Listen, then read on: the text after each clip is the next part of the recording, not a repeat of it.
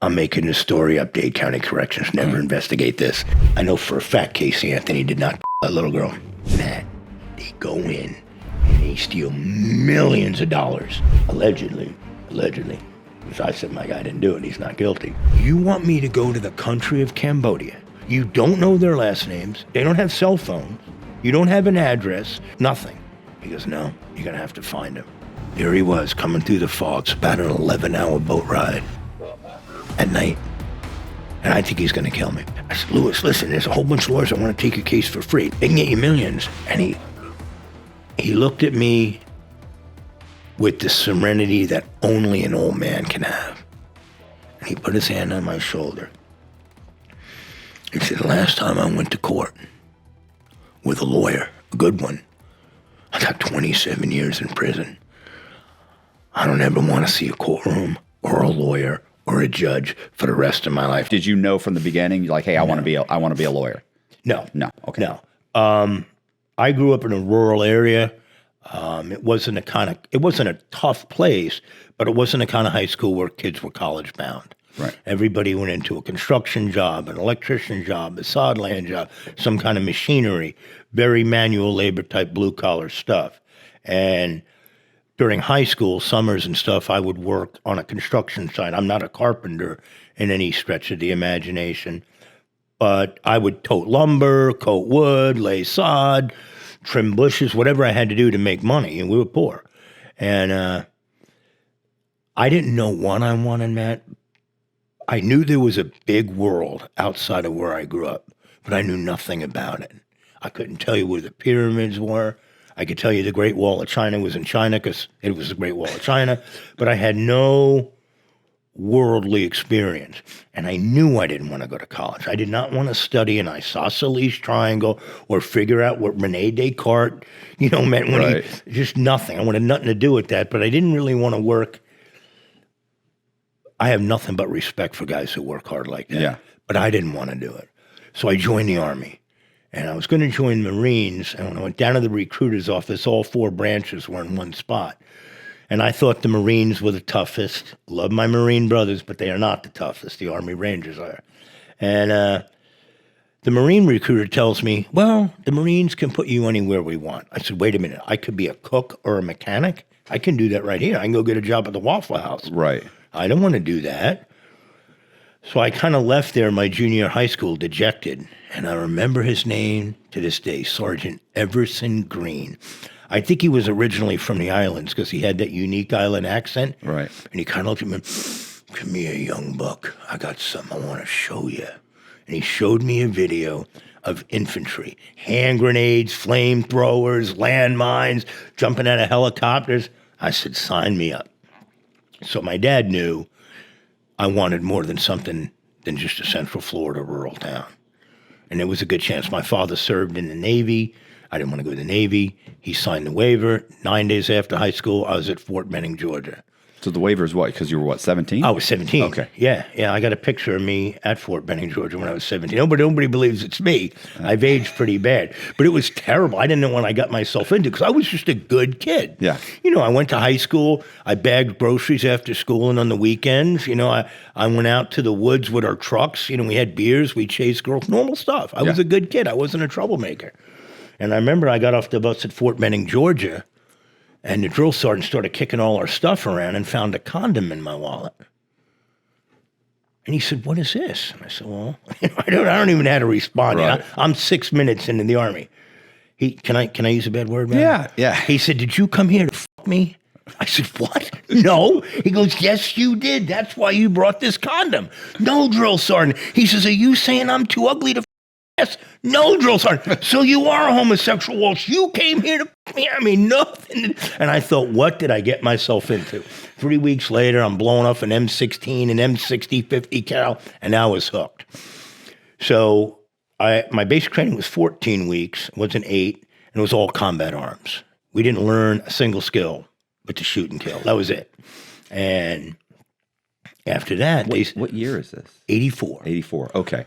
So then they said, Oh yeah, this is in the middle of the Cold War, like the yeah. Soviet, the wall hasn't come down. There's not even cracks yet. No, and I actually marched Checkpoint Charlie when the wall was the wall, not when it was touristy to go knock a chunk out of it. Yeah, this is Reagan. They're I dumping was under money Reagan. into Yeah, it was a great time to be in the military.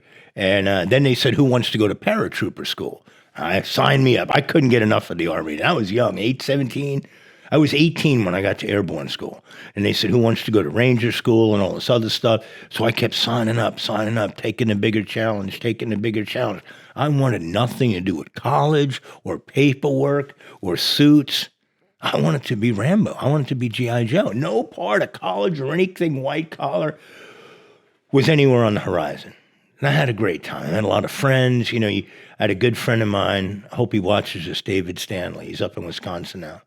And Dave was from, we call him Stan.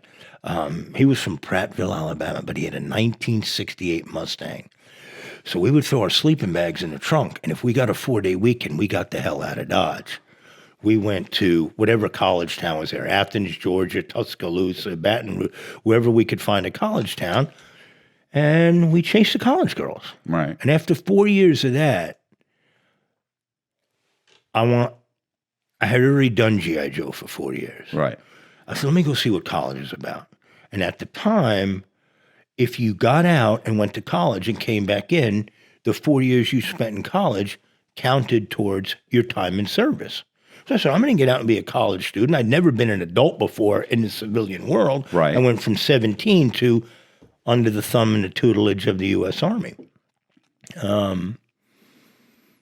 Where'd you go to school? I went to, first I got out and I went to Northwestern University. Being from Central Florida, I came home that summer. Northwestern was a challenge. I was not the most academically gifted kid. Most of my classes in high school were agricultural classes. That was the genre of our school. Yeah. To put people out into labor type jobs. So I came home and I got a job at a local gym. I was diesel back then, I was all jacked up, and I walked onto the UCF football team and I made it. And then the track coach came over and was looking for strength athletes, shot put, hammer, and I did the hammer throw. So I was on the track team and the football team. We weren't very good back then, but I had a great time. So I had the greatest 4 years, and I was done with the military. Right. I was never. Didn't go back? No. I was. But the military paid for school? It did. I had this was the best part. If you got out and you had the qualifications, you got your GI Bill. Now, you use your GI Bill to pay for college. But since I got the athletic scholarship, I got to put the GI Bill in my pocket. So it was the first time in my whole life I didn't have to work. Right. I could just concentrate on school. And I had a little on-campus job. I don't know what it was, at the Student Veterans Association, signing people up for their GI Bill. So I had the time of my life. I had the best 4 years. The 4 years of college was one of the best chapters of my life. There's no question. And as I started spending time in college, academics came rather easy to me. I was a pre-law major. Right. I loved it. I was going to be an environmental engineer, but I hated the math and the science. I said, there's no way I want to do a career in this. And I took, as an elective, a pre-law course, and I loved it. I said, this is it. This is what I want to do. This is exactly what I want to do. That was the first time you'd ever even thought about that, going that path? Yeah, I was going to get out and be an environmental engineer and build green power plants and green car. Before green was cool. I'm going to the 80s. Right. So I was green before green was cool, or I was going to be green. And then I realized I had to take Calc 3, applied physics, and it just wasn't exciting. It's just not exciting. It's an exact science.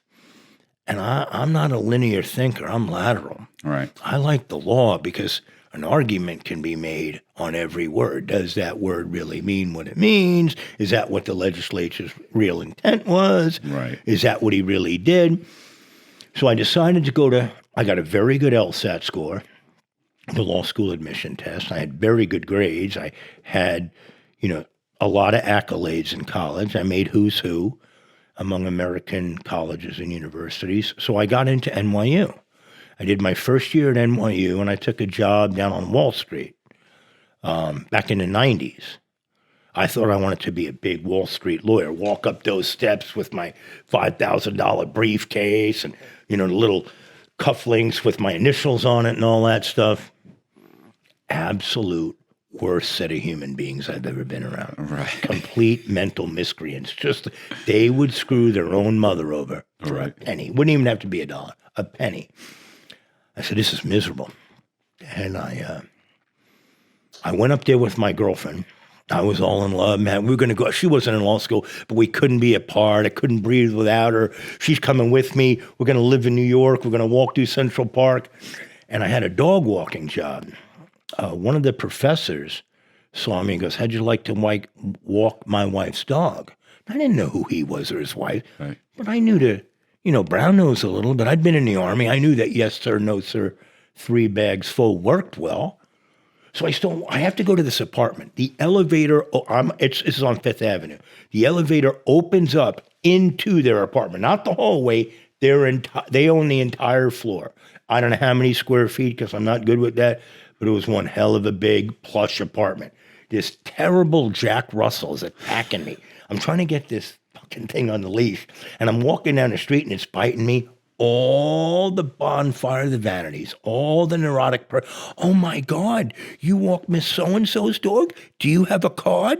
I didn't have a card. I'm just kissing my professor's ass. Right. That made me even more valuable because you had to know me. They all trusted me because I'm walking so-and-so's dog. And I had my phone rang off the wall. So I would go to school. And one day I came home and I thought we were robbed. Why? Until I started looking around, and the only thing missing was hers. Oh. She left me. I mean, dogged me, man. Totally dogged me out. Totally cleaned out the bank account, everything. So I joined this gym. Do you know why? No, never got a note. Nothing. Flew home. I knocked on her mother's door. Can I please speak with Jennifer? And she's like, I'm sorry, she doesn't want to talk to you. And I'm like Ben. What's that guy? Not Ben Stiller. The guy in Something About Mary. Remember when he's leaving? That's Ben Stiller. Oh, Ben Stiller, right? Is it Ben Stiller? Yeah. Okay, Ben Stiller. And he just saw, that was me leaving. I just got back on a plane. I went to New York, climbed in the fetal position, and thought I was going to die. It was heartbreak. I never felt that. And I didn't want to be in New York. New York, NYU was a very, very challenging school. I was the only person in the first year that went to a state university. Everybody else was from Princeton, Brown, Columbia, Stanford. Here I am from UCF. And it was that professor who had me walk his dog. He was the only one who approved my admission. But apparently he carried a lot of weight, so I was glad to walk his dog. But it worked out. So I walked Burt Young's dog, Paulie from Rocky. Right. Cheryl Teague's dog. I walked Madonna's dog one time to a commercial. I mean, I didn't know them. Yeah. But, hey, you're the guru. Come over. And sometimes a concierge would let me in and get the dog and go for a, I used to just try to look around. Some of them were 2 stories. They had no ceiling. Just enormous wealth, opulent wealth. And I hated New York. I hated the fact she left me. The first year of law school sucks no matter where you go. And I'm broke. So I joined this gym called Johnny Latz. And everybody every night was shooting steroids in the locker room. And I'd walk in and go, steroids. Like I'm the virus. I mean, I can't make a friend. I can't talk to anybody. I'm a man's man. I get along with gym guys. No one will talk to me. Why? So I don't like law students. And finally, this guy, I can say his name, Paul Brandreth. He was my savior. He comes up to me. He's a wise guy. He goes, hey, not for nothing. Are you the DEA? Am I the DEA? No. He goes, well, I saw all those law books in there. I'm a first-year law student in law school. He goes, I'm going to check you out. I said, all right, check me out. So he comes to my apartment that night. He's just checking me out. I'm trying to make friends, I got the welcome flag out. I don't want to be friends with the people in law school. They're neurotic. They hate me. They're all whacked out, super intelligent, but have no socials. Not the kind of people I want to hang around. And he goes, you're not the DEA. He goes, oh, yeah, I can introduce you to everybody. So I don't know if you ever saw the guy with the world's biggest arms, Greg Valentino. He has those big, huge, puffed up arms. Did he tear his bicep at one point? Yeah. I know what Wait, you're talking Greg and Paul were best friends. So now I got plugged in with Greg and Paul. They were into really weird stuff. I'm not going to say it on the video, but they were into some seriously weird, wild stuff. And I'm just hanging around. I'm just a guy looking for a Friday night buddy to, I want to be in New York City, bro. And they made New York palpable. So Greg had written an article in Muscular Development. And he would say, yeah, attorney Mike Walsh got me off. I was coming through TJ with 10,000 vials of Cypionate. Total lie. I love him to death. Greg, love you. But they were total lie. And my phone started ringing. Hey, can you get me off this steroid case? And I'm like, I'm not a law student. I'm in my first year of law student. Just weird stuff. And they introduced me to a lot of guys like them. And I was just in. And despite how many times I would explain, I'm not a lawyer. Right. I don't even know where the courthouse is, much less what to do or what courtroom to walk in. No, but my mother, the landlord's raising the rent. You got to do something. So I'm doing what I can. I'm in the law library, nothing. But these guys love me and I love them and they made it good. But I hated New York. So I left and I went to the University of Miami. Go you. And I got an internship at the public defender's office.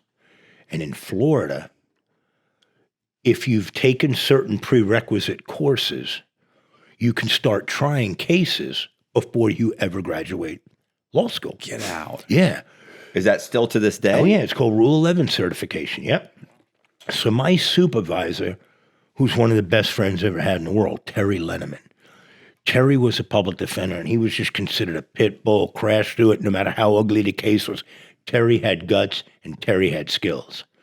And he just go, let's go. We're going to trial. I did 10 life felonies, not death case, but life felonies before I ever walked across the graduation stage. And I remember my first trial was a prostitution case. I was representing a prostitute. And this is after you graduated? This is still while I'm in school. Oh, okay. And I don't know what to say. I've never done a trial before. And he says, well, you're going to cross. You're going to do it all. I'm going to sit in the back and you do the trial. So I won't say her name, but she was really down and out. She was a sad case. Yeah. She was strung out on drugs. Who knows what happened to her life? She was probably 80 pounds. And I remember she looked at me. She goes, ooh, you going to eat this cop's lunch. And I'm thinking, I'm a second-year law student. I'm going to do all I can to eat this cop's lunch, but I don't know what I'm doing. So his A form was like, I've been watching the defendant pace and wave at cars for 30 minutes. I knew she was doing a prostitution thing, so I weighing up, and I did the pretextual, how much for this and how much for that, and then I sprang the trap, I'm really a cop. I didn't like that. Come on, man. What are you doing springing that on her? You know she's that. She'll wash the tread of your tires with her toothbrush if you give her $1. She's only doing that because she's got no other way to feed her drug habit. Some of my first question to him was, you're a pervert, aren't you? He goes, what? I said, no. You like to look at prostitutes for 30 minutes. It did not take you 30 minutes to figure out what she was doing. You watched her and you liked it. And another thing, why do you have a barbed wire tattoo on your arm? Hialeah's a neighborhood man. I go, you part of the Hialeah Barbies? He said, what? And the judge is like, it's cross-examination. She's signing warrants or whatever she's doing. She's not paying attention. And we won. I don't know how we won, Matt, because we didn't raise a single defense. But I remember as soon as he won, she goes, ooh, baby, come out to the parking lot. I'm going to blank your blank. And the jury just looked at her. I'm like, no, we don't do any of that. I'm an intern. I'm happy just getting experience. But I was hooked. That was it. All I wanted to do after that was challenge the government. I absolutely love my country. I absolutely hate my government. Right. Both sides. I don't trust anything that comes from Tallahassee, City Hall, or Washington, D.C. Absolutely nothing. And I saw that in a very small way, I could play a role as the last champion of liberty. I could defend Mr. or Miss persona non grata and just crash into the alphabet police, the DEA, the FBI, the IRS, whatever their homicide, the RID unit, the robbery unit, all these little acronyms that they love to, the cops and cowboys. They love all that shit. And I love to stick it in their face. And I was hooked. So I got out and I got a job. And then Terry, the guy who was my supervisor, at the public defenders, he said, let's get out and hang a shingle. Neither one of us knew anybody in Miami. We weren't from Miami. We had no connections to Miami. We had no money. We knew New Bondsman.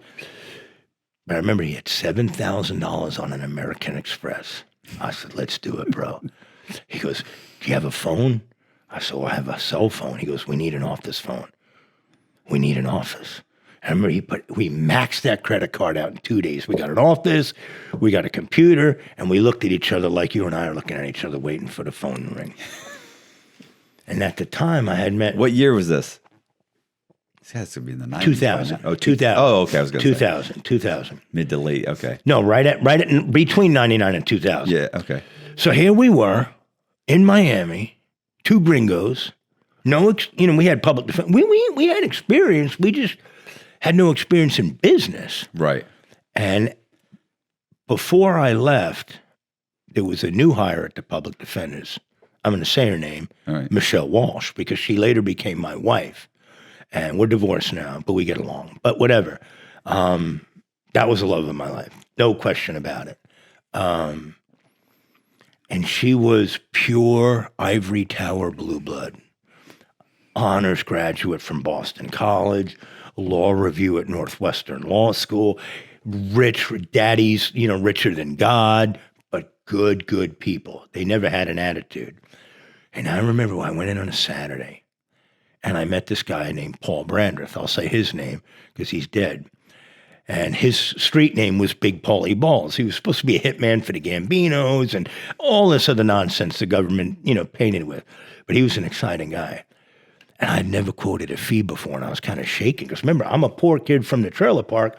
I'm a poor kid in the Army. I'm a poor student athlete at college. I'm walking dogs in New York City. This is going to be my first time I've ever quoted a fee. And what he did is he went down to Key West, and he went into the Bahamian neighborhood. There's a little Bahamian, like it's called Little Bahama, whatever it is in Key West, and he wanted to buy a little marijuana. And he gave this guy $20, and the guy ripped him off. So he went upstairs to the guy's apartment, beat the hell out of him and his partner. Beat the hell out of these guys. Threw him in a dumpster and lit the dumpster on fire. But the dumpster didn't really catch into an inferno. Seems excessive. Oh, he was vicious, but he was exciting. He was my favorite client of all time. But it didn't really catch on fire. A few pieces of paper didn't, it went out. So he comes in, and he's a tough guy from New York. Paul had a very tough life. He was on the streets in 1984 during the crack epidemic when it first hit. And Paul was doing sexual favors for money when he was 13. And then by the time he became 17 or 18, he became a big, vicious kid. He was a street kid. And he started, instead of performing sexual favors, just robbing the tricks, just taking one, robbing street dealers, whatever. So he kind of got a reputation on the street of being a tough guy. Now he's a transplant in Miami. And I tell him, okay, Paul, $3,500.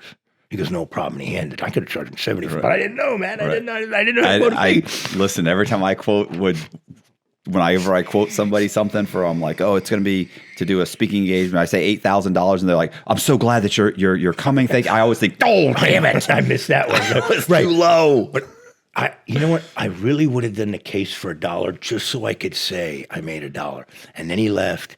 And I remember my wife was there, and she fist bumped. She said, you did it. You did it. Yeah. You're a real private lawyer. And I was hooked. And I was banging away on cases. How did his case turn out?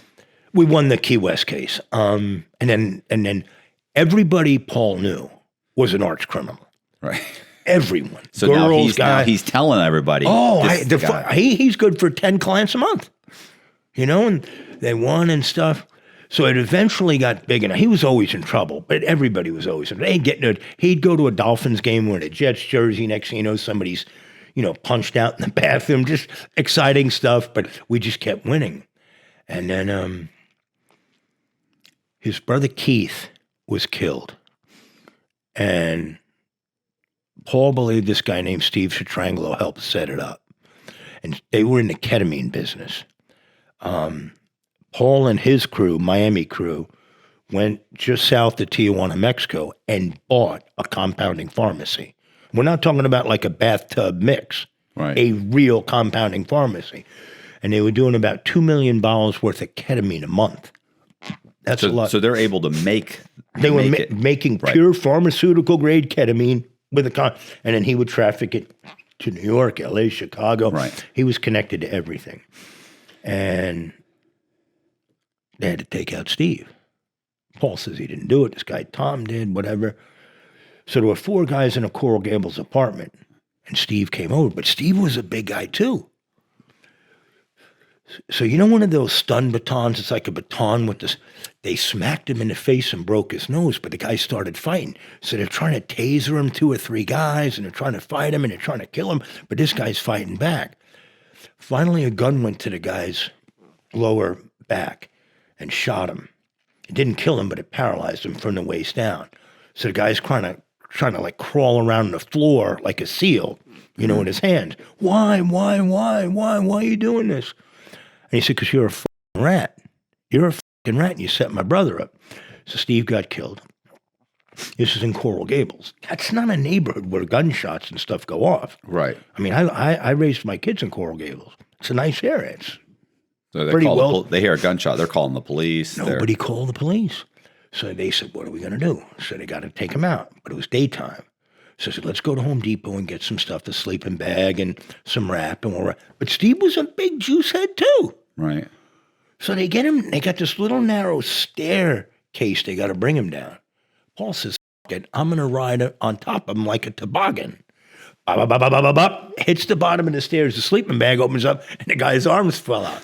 And there's a lady, Matt, that we still to this day, she testified, we only know as the dog walker. Right. If you told me her, I cross-examined her, but I don't remember her name. She was just known as the dog. So she sees this, not the blood, but the arms. Fall out of a sleeping bag with a wrap. And she's right there. She's 10 feet away. And she goes, oh, my God. He goes, don't worry, ma'am. We're Miami Dolphins. He's just drunk. So they load him up in a vehicle, and they take him out to the Everglades to dump him. So I'm figuring, okay, the Everglades is pretty far out there. There's a lot of woods and swamp out there. Matt, they went like 100 yards north of the casino or west of the casino. They didn't even put him over like the dike or the dam. They laid him right there in a sleeping bag. What were they thinking was going to happen? He goes, I thought the alligators would eat him. I said, all right, well, this is all after the fact. I said, I went out to the scene. I had the detective show me. It was from me to that young man right there from the road, a big 275-pound guy. But here's the thing. They also wrapped him up in a blanket. So these Cuban fishermen were just total Miami. Crime that goes on in Miami doesn't go on anywhere else. Right. You can't invent. Truth is stranger than fiction. So they wrapped him up in a nice, like a Persian or Oriental rug or something. So these Cuban fishermen are out there in the Everglades, and they see this rug, and they go, oh, shit, this is nice. Let's take it home. They pull it, and out rolls Steve's body. They're undeterred. It's a nice rug. They go home. They get it in the house, and there's blood all over the thing. And the guy's wife says, get that the hell out of here. So they take it to a dumpster to dump in the dumpster. But there's a cop watching the dumpster for illegal dumping. So these totally unwittingly Cuban fishermen throw the bloody rug into the dumpster and also, ha, we're catching you with the dumpster police. You're in trouble. And there it goes. So do those cops think that? I have no idea, but they see the blood now. It starts to look. The body is found as soon as the light comes up, you know? Anyway. Do they grab those guys? Do they charge them with the murder? No, because they said, look, you know, this is what we found. They knew they were telling the truth. You know what I mean? But they didn't know it was Brandreth and that crew. So fast forward, I'm defending Paul on multiple different cases. His girlfriend is this. And of course, Paul has a suspended driver's license. Hey, Paul, get your fucking license fixed, man. You know, I know you're riding dirty. I know the car's full of guns. You've been to prison twice. You went to Elmira. He's been to Rikers and stuff. Paul's done some very hard time. Right. Multiple convicted felon. And I know he's got an arsenal in the car. He gets stopped. They're going to pull him out of the car and arrest him for the driving with license suspended, then do an inventory search of the car. The whole motherload of weapons, the cache of weapons, and the veritable cornucopia of drugs are going to pop up. Right. They're going to bust him. I don't know this at the time, but he's up on the wire with the DEA. the DEA's wiring his phone. So this is on the ketamine stuff. Remember, he's got a bunch of different lines in the water, different scams, different records. Now, I don't know this. But my secretary, so I say, Paul, please, just get a license, man. You know, drive the speed limit. Try not to get too wild. You're going to get by. It didn't matter if I told him not to break the law. He was going to break it. He goes, nope. If a cop pulls me over, I'm going to wait till they walk up and I'm going to shoot him right in the face. No, but you know the way a lot of tough guy wanted these? Yeah. He was going to do it, man. Yeah. He would have absolutely shot that cop in the face. Right. So my secretary, Denise, calls me, Mike, Paul Brandreth's on the phone. He's on the phone. He's getting pulled over. I'm like, holy shit. Paul, what are you doing? He says, now I don't know. I'm on the wire. Remember, I don't find out till 9 months later. Right. This phone call's wired by the feds.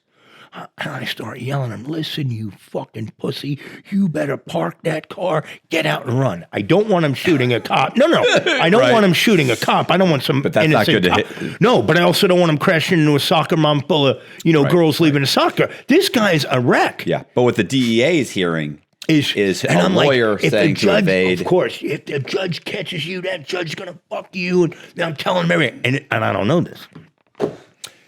We beat that case. No. Then later on, the feds bring him in on the ketamine. And halfway through the trial, there's the tape, Matt. Right. You fucking pussy. Like, Mr. Walsh is on the next tape. I'm like, oh, geez, wow, that's bad. But I was saving a life. I mean, I don't care. If fleeing and eluding on foot with no gun is one thing.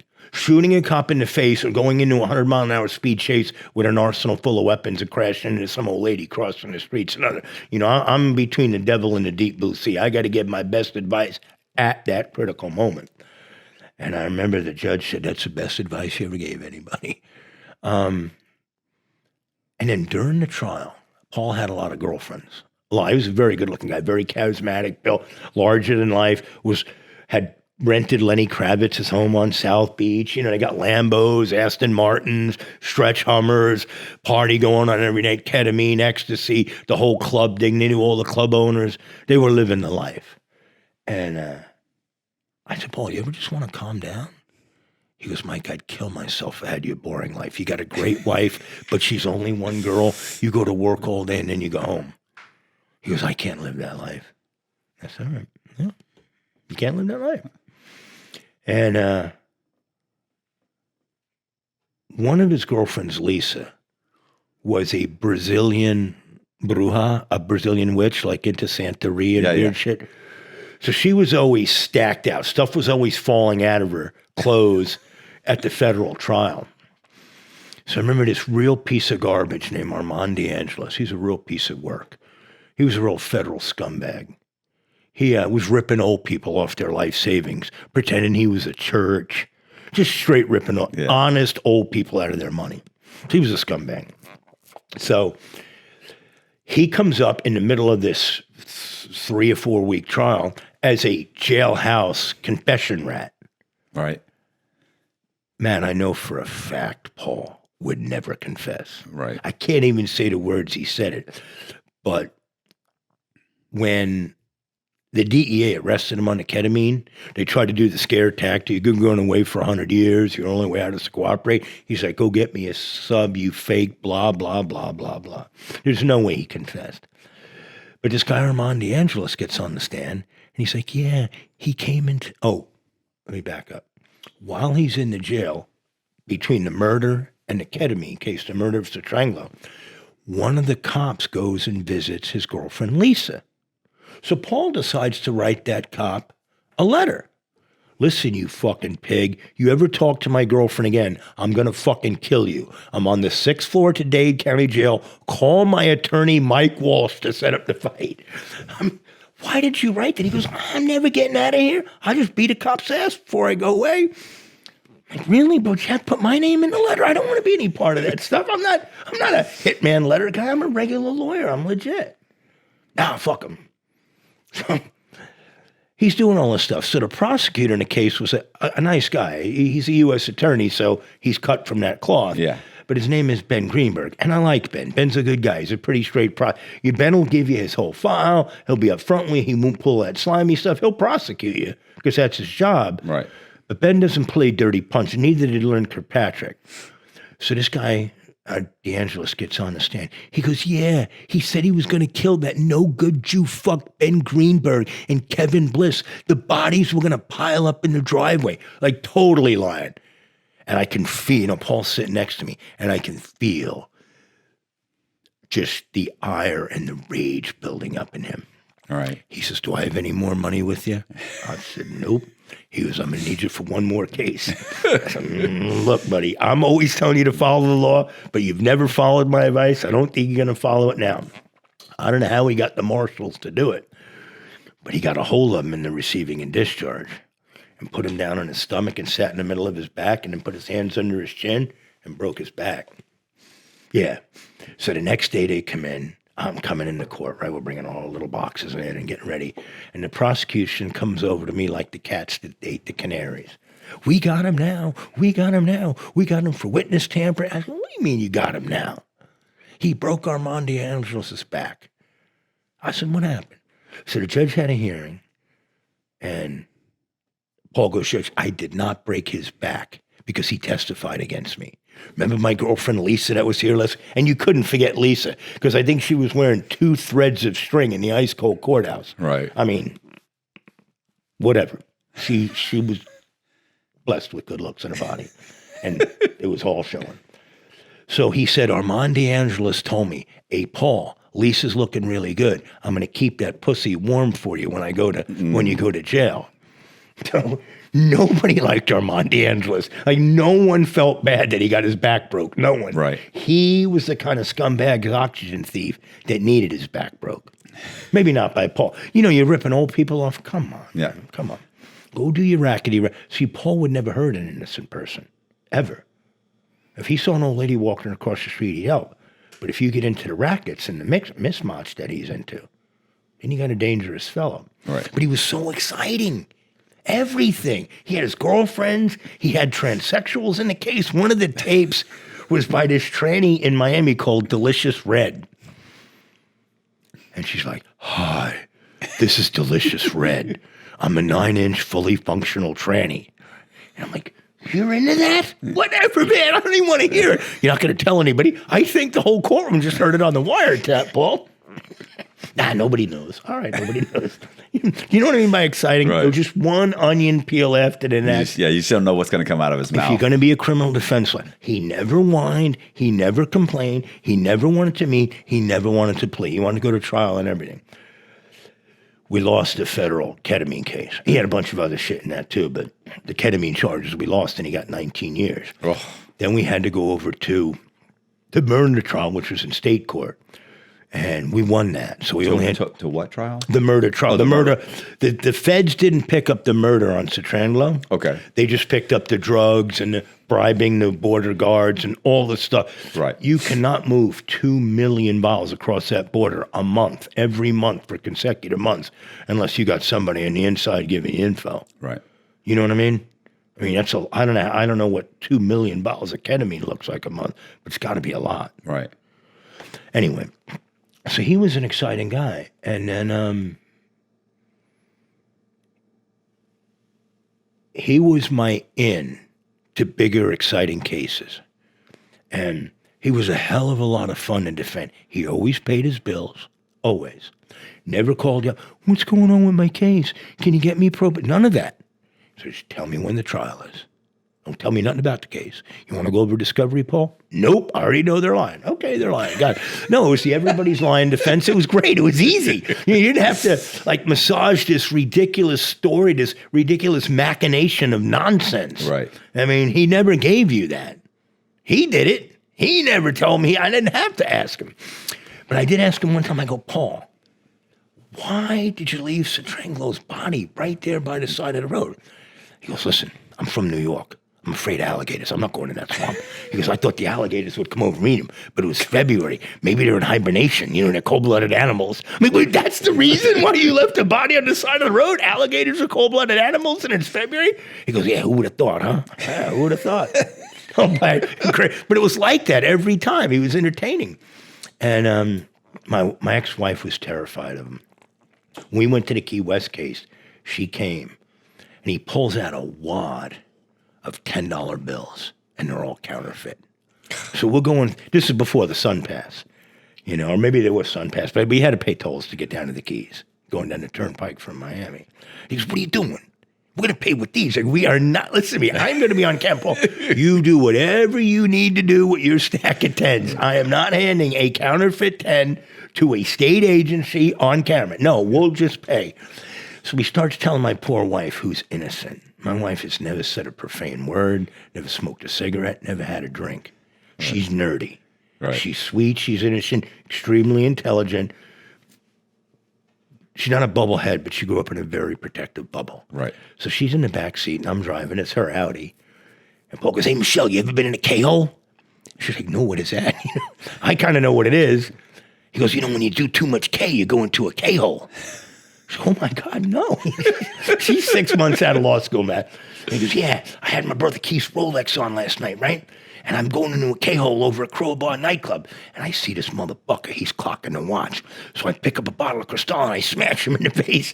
I remember my wife saying, she wanted nothing to do with that ride. Right. That's how I knew I loved her. She was innocent. She was pure. He was terrible. And that was my end. That was my end to cases. That was how I started getting into FDC.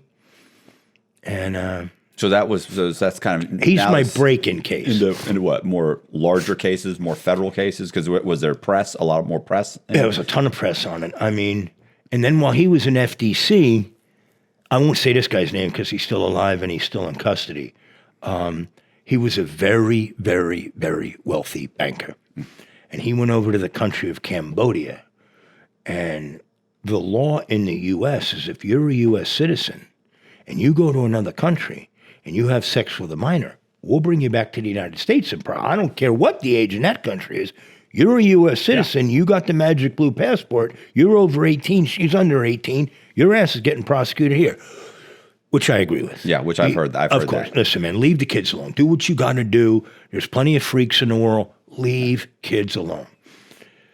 So I go see the guy. He goes, oh, you were an Army Ranger and all that stuff? He goes, I need your help. What do you need? He says, I'm charged with human trafficking.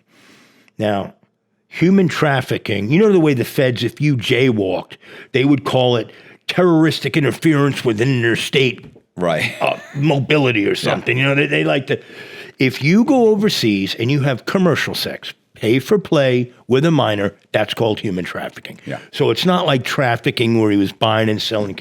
Now, one of my charges is aggravated identity theft. Right, because it was a real person. I mean, why can't it just be identity theft? Like, what's aggravated? What is, okay. Sounds worse. Right. Whatever they can do to make it sound really worse. This way, it scares the hell out of the jury. Ladies and gentlemen, the defendant's been indicted for human trafficking. Yeah. Oh, he's already guilty, right? So I said, what do you need? He says, well, the girls are all 18. There's 3 of them. And they're all 18. I said, all right, well, why don't we just go get them and get them passports and bring them over and show the government IDs and it should go away. He goes, well, I don't know where they are. They're Vietnamese prostitutes in Cambodia. Well, then how's the government know they're under 18? How are they proving they're under 18? What they do is they bring an expert to say, based on bone structure, to have these it's terrible. It's terrible. Fucking ridiculous. Right. But here's the deal. An 18-year-old Cambodian or a Vietnamese girl looks like a 9-year-old girl with little body parts. I'm not into that, but they're different. Yeah. Their nourishment's different. Their genetics are different. And they look young. They look really, really young. Yeah. A 15-year-old and a 25-year-old look like twin sisters. Yeah. I said, wait a minute. You want me to go to the country of Cambodia? You don't know their last names? Nope. They don't have cell phones. There's no cell phones in the country. You don't have an address, a brothel, nothing. He goes, no, you're going to have to find him. But he's got a lot of money, man. I've never been to Cambodia. I'm like, let's go. I've been a ranger. I've been around the world. I've been in combat. I've been in combat situations. I fought for the country. Let's go. I'll make an effort. Let's go. Pays me a lot of money. I get over there and I land. The worst flight of my life. I flew coach. Miami to San Francisco to Taipei, Taipei to Bangkok, Bangkok to Phnom Penh. Jeez. And when I got to Phnom Penh, Cambodia, I knew I was in a land that time forgot. You came down the walk, didn't have and you just walked past the desk and there was no electronic. They just stamped your passport, and you went in. No cabs. You got to find somebody with a scooter, and you got to ride on the back. So we had hired an interpreter from an interpreter agency. The problem is none of the interpreters spoke English. They could say, "Hi, how are you, sir? Would you like a glass of water?" Beyond that, that's all the English they spoke. How am I going to find these girls? I don't even know where there's no streets. This is Phnom Penh. There's no street lights. Right. This is just a dirt poor, the jungle's overgrown, the city. And I'm supposed to find Vietnamese prostitutes in a country that doesn't like Vietnam. You know, during that whole Pol Pot regime, Pol Pot was Ho Chi Minh's right-hand man going through the Ho Chi Minh Trail. He didn't endear him? No, and himself? the Vietnamese oppressed the hell out of the Cambodians. Right. So the Cambodians want nothing to do with the Vietnamese. They're very agrarian, very peaceful people. They don't have armies. They don't have any of that. You know, none of that. So I'm trying to find, Matt, I'm not fluent in Spanish or German, but when I go to Europe, the alphabet's the same. Right. Do you know what I mean? Yeah. It doesn't take me long to figure out Wenschel and Czech means exit. Right. You know what I mean? WC is bathroom, water closet. It's not hard. This is a completely different alphabet. Yeah. I've not seen an English alphabet letter. I've not heard English. There's no and Nothing. there's no app for translating. You're gone. You're gone. No, because you don't even know how to say it. So I'm like, wow. I don't know what I'm going to tell this guy. I'm there 3 weeks. I'm at this little French cafe because there's no real restaurants. And all of a sudden, this French guy comes up and puts a phone number and goes, call him. He'll help you. Don't talk to me. Gets on a scooter and takes off. That's all I got to go on. I go back to my hotel and I call. This guy answers in the English language, you know. And I said, I'm looking for Sonny. He says, this is Sonny. I said, Sonny, I'm in Cambodia. Do you speak Cambodian? They don't call it Cambodian. They call it Kampuchea. I'm Kampuchean. Yes, Michael. I'm like, I need you. I'll pay you. I'll pay you. The average Cambodian makes about $300 a year.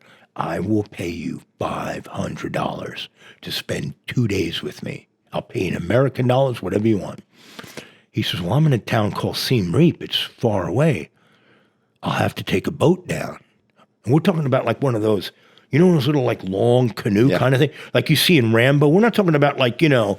Yeah, it's not a ferry. No, the Intercoastal Express. Yeah. He says, I'll meet you at the Foreign Correspondents Club in Phnom Penh. I don't have any money. Michael, if you're not there, I'm going to owe these guys. I could be thrown in. I said, I swear to God, I'm going to camp out on the dock.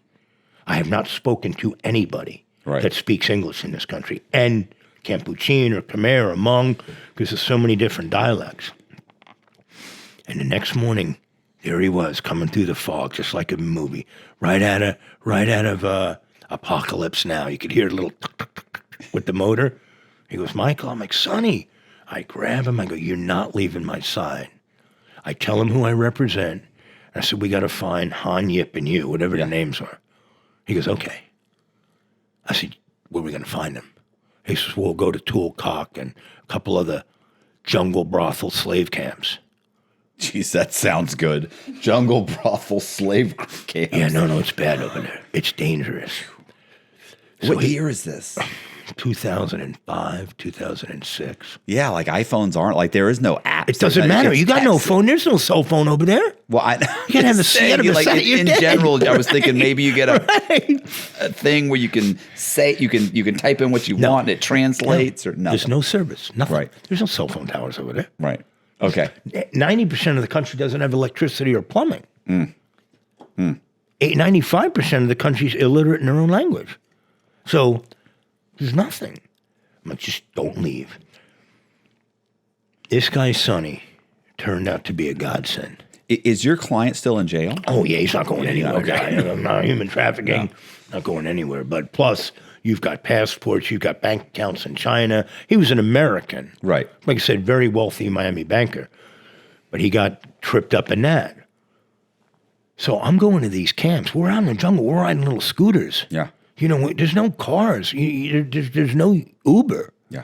There's no car to rent. You're on scooters. So Sonny goes, give this guy $2. He's going to let you use a scooter for the week. He has 5, you know? How do we know when to give it back to him? He goes, I don't know. He'll just find us. Right. They know how to find us. So we go out to these slave camps. This is disgusting. I remember I walked in and there was a long barn-shaped building. And there had to be about 200 young girls in it, ages from 8 to maybe 18. And I come in off this dusty trail. I'm fat. I'm bald. I'm sweating. You know, I got all the dust from the jungle coming off me. Every one of those girls were looking at me like, please don't pick me. But I wasn't there for that. Right. I'm like, no, I got to find these girls. And he's translating. He goes, oh, they're in prison. They're in prison, in Presar prison. I go, okay. All right, at least we know where they're at. Right. I don't know their real names. But maybe we go to the prison and talk to them. Right. You know, maybe get a video, proof get a that- video interview. They're in adult prison, show the jail card. I'm still thinking American. Yeah. I said, let's go to the prison. Sonny goes, we're not going anywhere near that prison. We'll end up in that prison. And Sonny's sharp. Matt, he's as sharp and intelligent and perceptive as anybody I met. And he knew the lay of the land over there. He knew the language. He knew how the ebb and flow. Because if you ask a Cambodian something and they don't understand or like your question, they'll just look at you like eat shit. They'll go, Right. They won't respond. It's not Western civilization. It's a totally different mode. The earth spins different on its axis over there. It really does. And he goes, we got to go see this lawyer named Longdara. I'm like, all right, let's go see the lawyer. Finally, there's somebody with at least a Western title. Right. So I finally say, okay, I'm there 3 weeks, man. Yeah. I'm going to Sharky Bar, Heart of Darkness. I'm going to all these places, and I'm striking out. I'm saying, I have a picture of a girl. Every single girl, 18 years old in Cambodian, looks the same. There's no makeup. They've got dark eyes, white skin, and straight black hair. Right. I'm not saying everybody looks the same. What I'm saying is they all have the same look. Yeah. You know what I mean? They don't. There's no. But you know where they are now. You said you know they're in prison, right? So we go to this guy Longdara's office, and I look up on the wall. I've done a little history on Cambodia. Just, I like to try to be an American ambassador, learn to say thank you and please. Right. I don't go over there with my American chip on my shoulder. I try to go and be humble. So I know what Pol Pot looks like from pictures. And the current prime minister at the time is Hun Sen. Hun Sen was Pol Pot's right-hand man, but flipped on him and had Pol Pot turned in. Okay. So, but he was part of the Khmer Rouge. Right. I look up on the wall, and there's Longdara in the killing fields with Pol Pot. And he's screaming and pounding the desk and pointing his finger at me. And Sonny goes, he's pretending like he's interpreting. He goes, just ignore him. He says he's going to cut your fucking balls off and feed him to you. How dare you come in his office? I'm like, let's just leave, Sonny.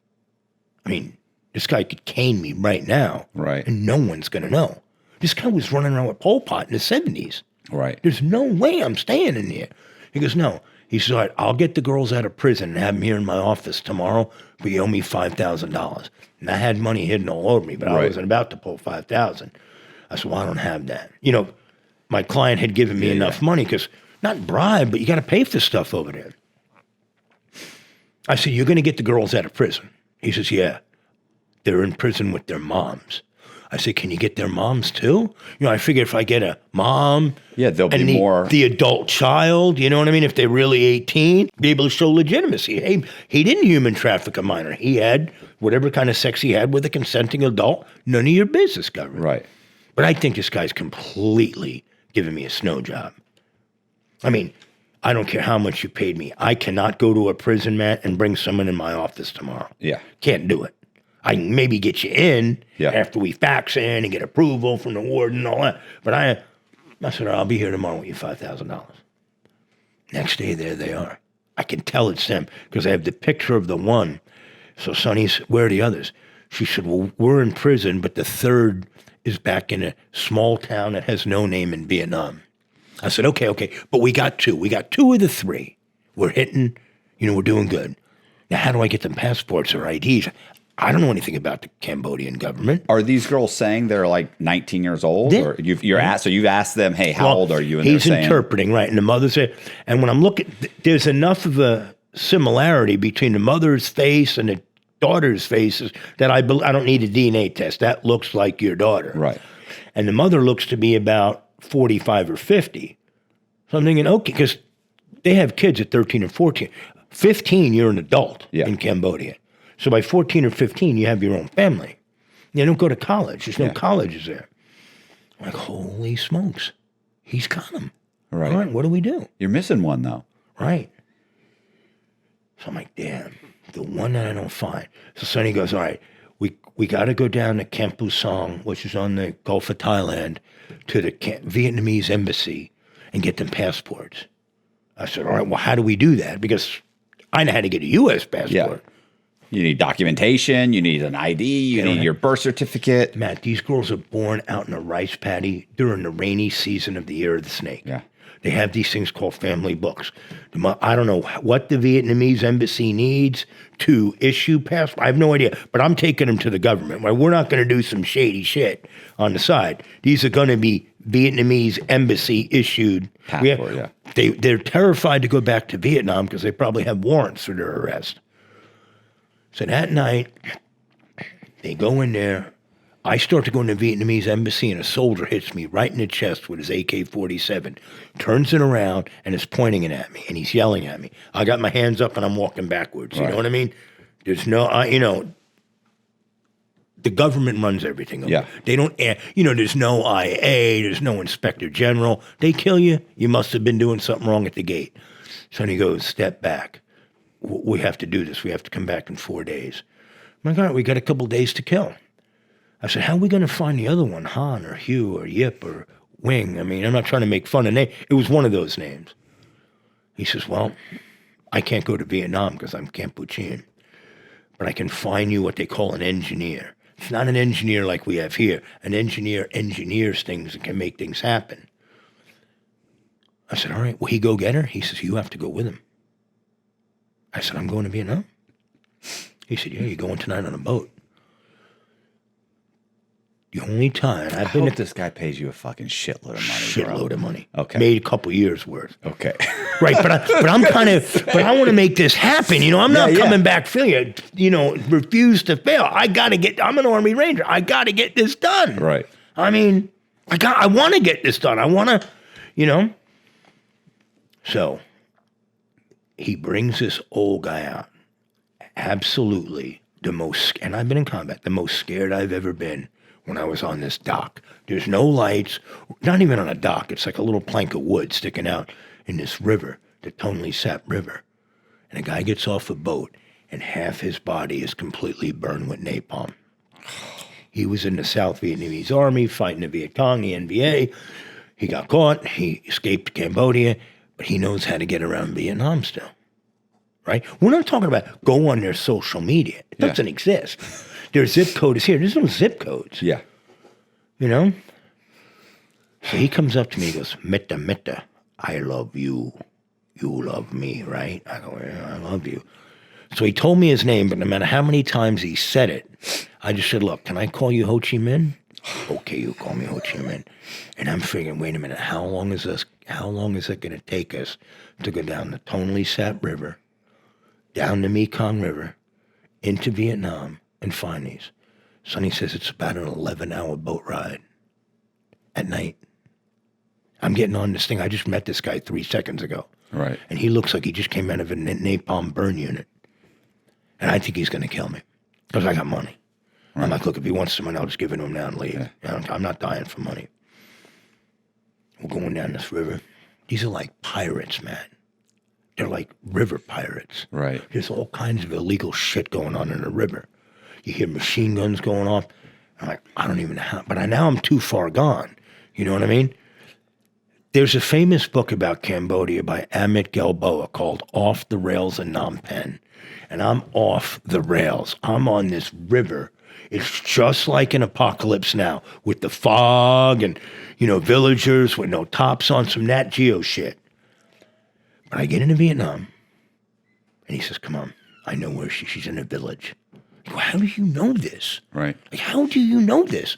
Well, we're at least 400 miles from where we started. There's a village with no name on a rice paddy. You found it? Let's go find it. He says, look, you got to come with us. So we get in this, now that a general, or I'm going to say a general, some high-ranking military official pulls up in a Jeep that knows Ho Chi Minh. And he starts yelling at me, I got to give money. So remember, I got money hidden everywhere. So I pull out one pack of money and give it to him. And he tells the girl, get in the Jeep. We're going back to Cambodia. So the general's driving. Ho Chi Minh's in the front of the Jeep. Me and this little girl are in the back. And she looks terrified, like I just bought her. Right. Like, you're now mine. You're Right. my property. And I don't have Sonny to interpret. Ho Chi Minh speaks 10 words. Mitta, I love you. You love me. That's it. And he's not coming on to me. Right. He means like, you're going to be straight with me. Right. I could read between the lines. She doesn't know what's happening. I can't speak to her. I don't speak a word of Hmong. She doesn't speak a word of English. I can say Akun, that's thank you in Cambodian. She's like, okay. She looks terrified. She's got a little bag with her. And I'm like, this is so out of sorts. Right. What the hell am I doing? I'm not doing anything illegal because, I got the military with me. You know what I mean? I'm not trying to sneak her across. We get to the Cambodian border, and the general calls up some soldiers. They pull guns on the Cambodian border guards, and we drive right through. We're driving through a minefield. You can see the mines. We're driving through a minefield in the rice paddy about a mile into Cambodia with the Vietnamese general. I'm calling him a general for lack of a better rank. And then we come back. And he goes back. I'm like, holy shit. This is her. Right. But now we still got to take the river up through the pirates and all that stuff. And I don't mean the Pirates of the Caribbean. I mean, there's a lot of methamphetamine over there. And they smoke it for days, these pirates, and then they rob people.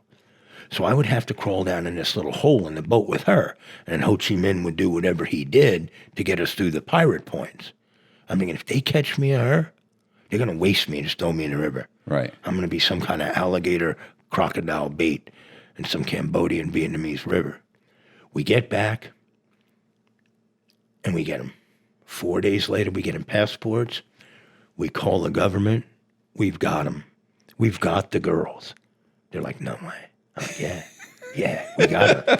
And we're taking them to the U.S. Embassy to get USA visas because they're essential witnesses in the trial. They're, quote unquote, the victim. Yeah. They're not the victim. Right. I believe they're 18. I mean, they don't look 18 to me. What do their passports from Cambodia say? No, they can't. Remember, they're Vietnamese.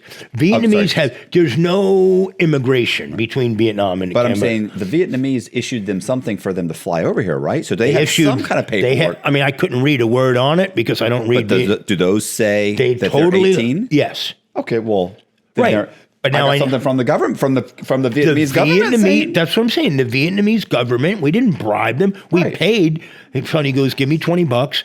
$20 for 3 passports, that's not bribing somebody. No. That's whatever. You got to pay more than you got to pay the passport office here. Right. More than that. I got them. Yeah. They call the judge. The judge issues a parole visa. We get them. But I need this other lawyer to come too, because we need somebody to explain Cambodian law. That these are, he went into the Vietnamese embassy. He knows this is legit. Like if they say who at the embassy did it, I don't know. I got hit in the chest with an AK-47 and told to back the fuck up. I backed the fuck up. I'm not challenging that guy. They didn't back down from us when we invaded them. Right. They fought us pretty tooth and nail. Yeah. And this guy's sweating. Like he's all chopped up on this stuff called yamba. That's what they call the meth over there, yamba. And they don't have needles, so they cut themselves with a sword, and then they just pour it in. Oh, you see thousands and thousands of scars on them. And you see thousands of that, so you know they're the yamba slaves. They all got all the soldiers had. They're all hopped up on stuff. And I want no part of it. I just want to get legitimately government-issued IDs and get them back. And we get them over here. They all testify. He's found not guilty of all the girls. Well, one of them died. One of them died of AIDS before the trial. Oh, my God. There's no medical treatment over Right. there. There's no medical treatment. So the government still takes him to trial? Yeah. Yeah. Okay. Fucking Because assholes. According to the government, I didn't see this. I don't want to see it. There were hundreds of pictures of like 8 or 9 year prepubescent girls that he was having fun with in his camera. Okay. So that's what nailed him. But he didn't get found guilty of the work I did. Right. I couldn't be his lawyer because by the time I came back, Matt, to the United States with all this, I ended up becoming a witness. Right. I couldn't. Do you know what I'm saying? Yeah. How did you find the girls? I went to an attorney long there. There he is, his office. Whatever he did to get him out of prison, maybe that's legal over there. Right. Maybe a lawyer can say, bring me my client back. Yeah. I don't know. Maybe it was just a fine. He paid the fine. Whatever it is. So, but the guy went to trial and lost, and he got 40 years with the first 30 men, man. He got hurt bad. But he got off on your with the ones with the pass. Yeah, because they were legit. In other words, the USM, trust me, they went behind me and make sure I didn't go to some backyard photo shop. I wasn't going to do that. Yeah. Wait, I'm bringing these women over through U.S. Immigration and Customs to a United States District Court. The judge was Adalberto Jordan, who I have the absolute utmost respect for. I would never pull a fast one. Right. Like that. These had to be legit, or we weren't going to do it. Right. If we couldn't get legit stuff, you say, buddy, you know what? You did what you did, you get what you get, and you should have damn well known it. Right. I went over and did everything you asked me to do, but I found him, Matt. It took me 3 months. Oh, my 3 months of riding around with and didn't dare drink the water. I only ate at a Japanese hotel. I ate the same thing every day. Same thing. But that Ho Chi Minh was going to kill me that night if I didn't pay him. Right. And we got back. I'm like, look, I'm going to give him $1,000. So he's like, no, that's too much. I'm like, nah. We got what's her name? Take her to the embassy. You had to wait 4 days. They went in and did whatever paperwork they did, and 4 days later. And then we brought him here. I don't want to say his name either, but a very wealthy friend of my client's, the banker, owned Al Capone's house. Okay. Over on the islands, but yeah, he lived in Al Capone's house.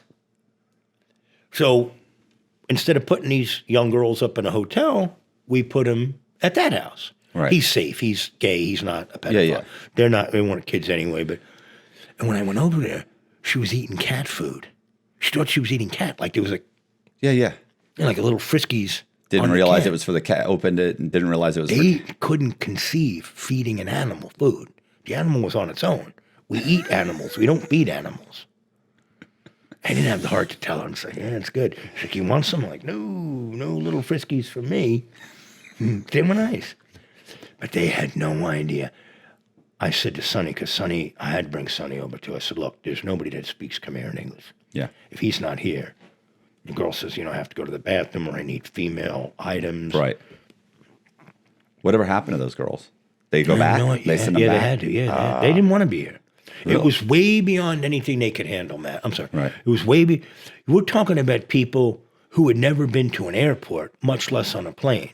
They probably shit their pants when they landed at MIA after flying from Phnom Penh to Bangkok, Bangkok to Heathrow, Heathrow to LaGuardia, LaGuardia to Miami. And they never Landed seen in the nothing like morning. this. They never been in a car. Everything's scooters or little bikes and scooters. This is not China or Vietnam. This is Cambodia. Right. I mean, you're off the grid. Remember the movie Goodfellas? Yeah. Remember the Lufthansa heist? Yo, Jimmy! Yeah. Jimmy! The same exact thing happened in Miami with Lufthansa heist. Commerce Bank in Germany gathers all the tourist dollars. You go over there, you turn your dollars into euros. They fly this money back on Lufthansa, and they fly it to places that have a Federal Reserve Bank, like Miami, New York, San Francisco, wherever. Right. When this money would land in Miami, they would take it to a place. It wouldn't even be counted. It would just be in duffel bags, and you couldn't have a gun out there because you're not going to have a shootout on a tarmac with 747s and elementary schools in the area to save some dollars. Right. We're not going to risk kids' lives to save dollars. Right. Not going to do it. So my guy's crew got together. My client's name, and I can say his name because he's dead now, Jeff Boatwright. Cuban, probably the single dumbest client I've ever represented. And I've represented people who are mentally incompetent. Right. So his sister is Cinnamon Monzones. Okay. Her husband, Jeff's brother-in-law, is Carl's Monzone. One of the guys who drives for the Wells Fargo, the armored trucks. Yeah. Say, listen, I got the easiest gig in the world. We just got to bum rush this gate, snatch all these duffel bags, and get out of here.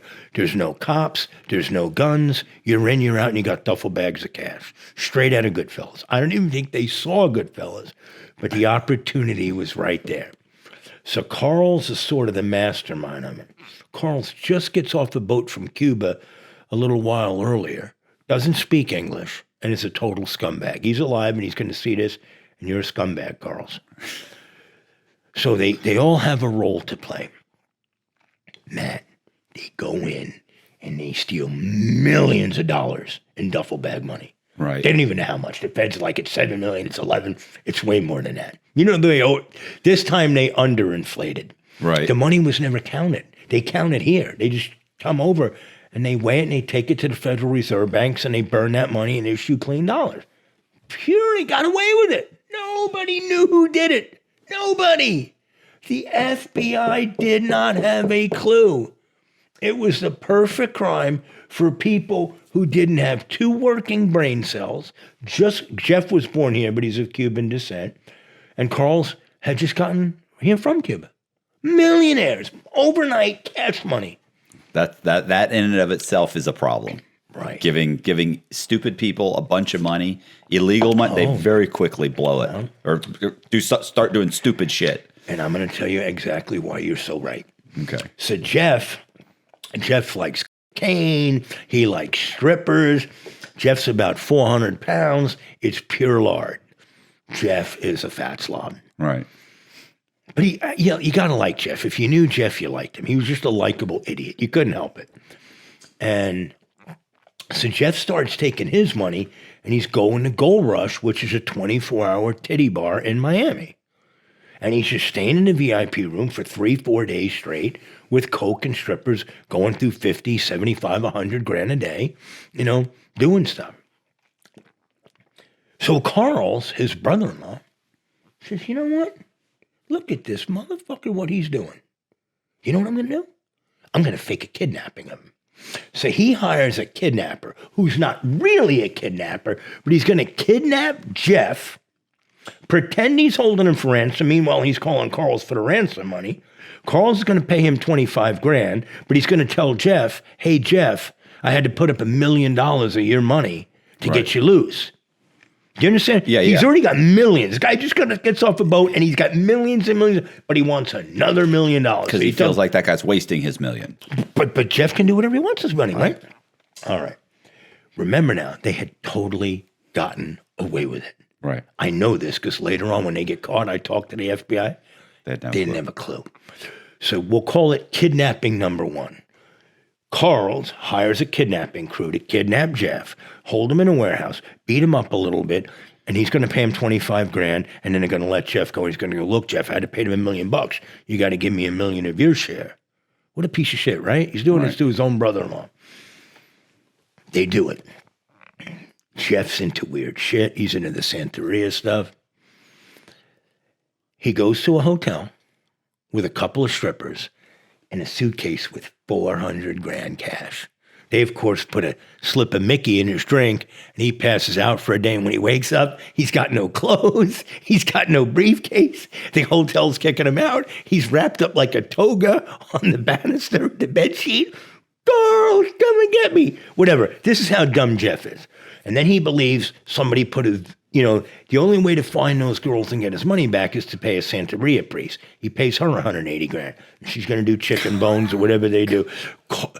Jeff's absolutely going to blow through his money in 2 years. All 7 million, he's going to blow right through it. Blow right through it. But whatever. It's his money. He can do what he wants. He played a part.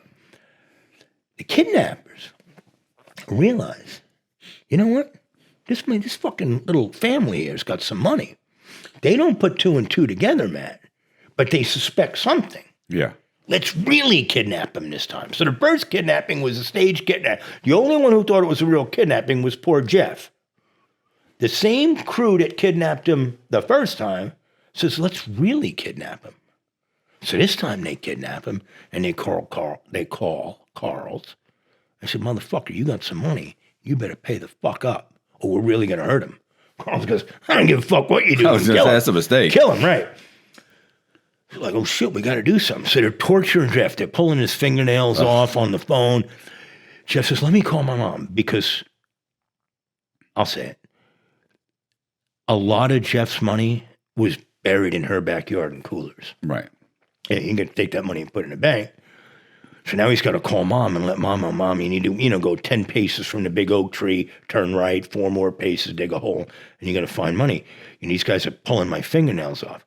Well, as you know, every single kidnapping case automatically goes to the FBI. Yeah. It doesn't matter if you're in Podunk, USA. If it's a kidnapping, they go, and they don't need wiretaps. They don't need search warrants. They can go up on the wire, the Sun Pass, everything. They don't need anything. If it's a kidnapping, they can wiretap everything. Right. So now, it's a kidnapping. It's a real kidnapping. Right. Carl's doesn't give a shit. Cinnamon doesn't know. His sister. Poor Jeff's getting it. Now he's really getting the shit beat out of him and hurt. And this crew's like, we want our fucking money. We know you got, I don't know what you got. They didn't know it was the Lufthansa heist. But you got money and you're going to pay up. The mother, of course, calls the police. My son is kidnapped. And it goes up on the FBI. So now the FBI is tracing the phone calls, listening to everything. And that was the first time it came up. These are the Lufthansa guys. Right.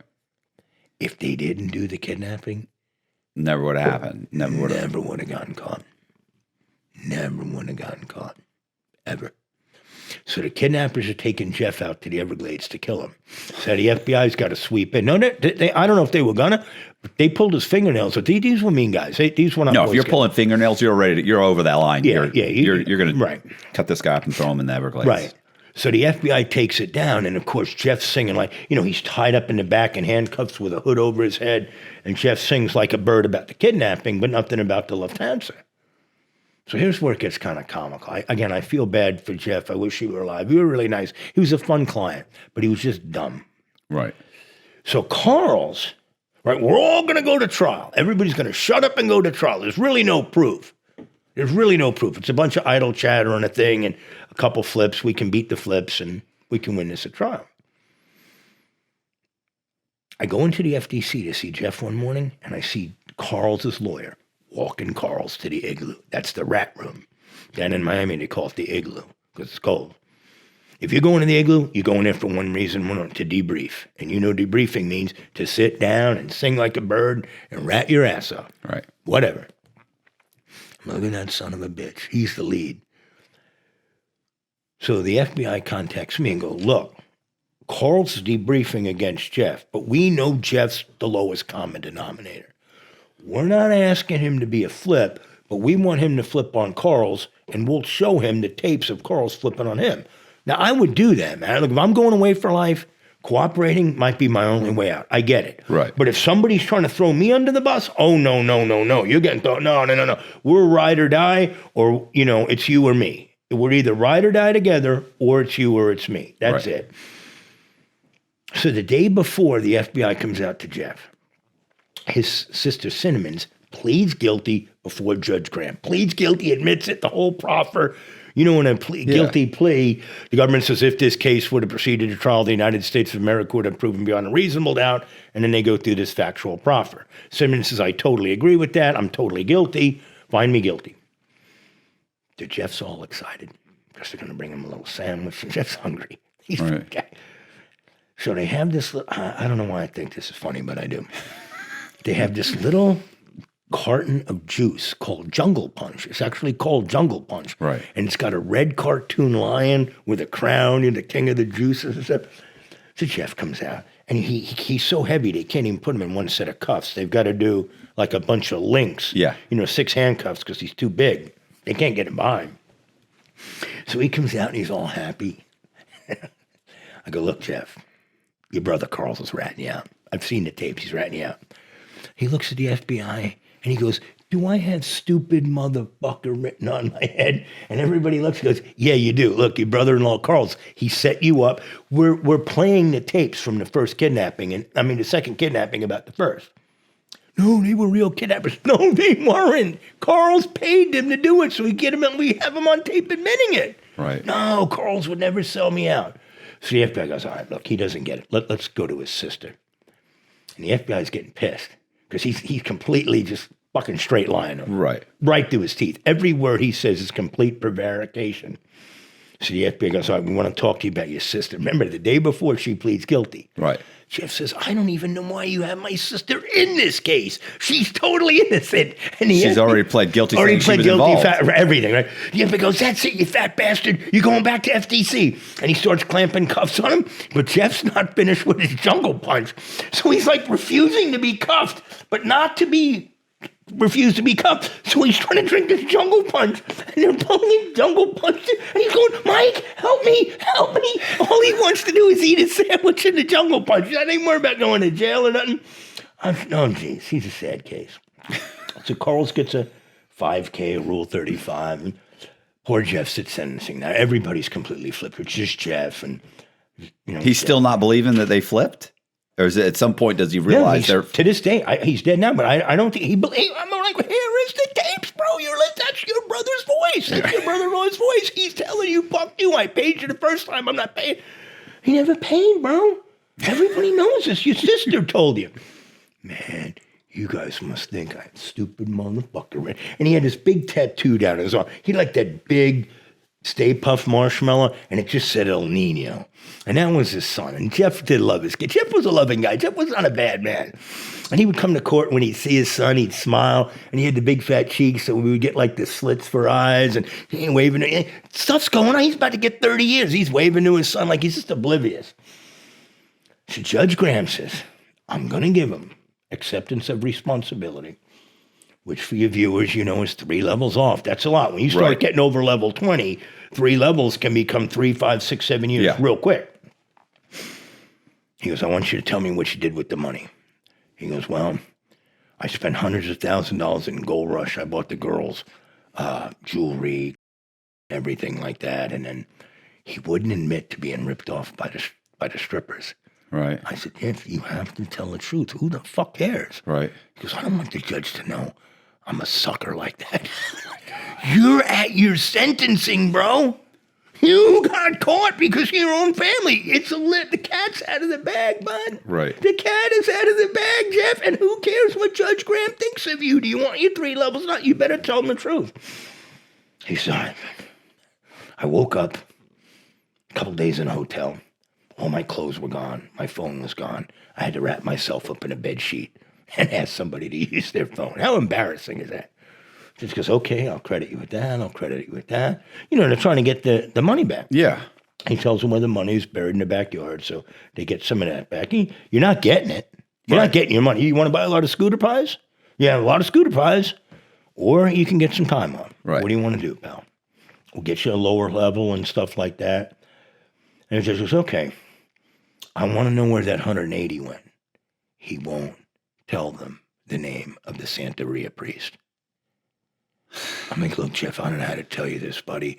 I know we have freedom of religion here, but there is no Santeria priest. It's a scam, bro. Right. Let me remove all doubt. Your Santeria priest has no mystical, magical powers now that she killed a chicken and has a ground-up crow's foot. It's a scam, bro. Oh, it's a scam, okay? The beads, it's all bullshit.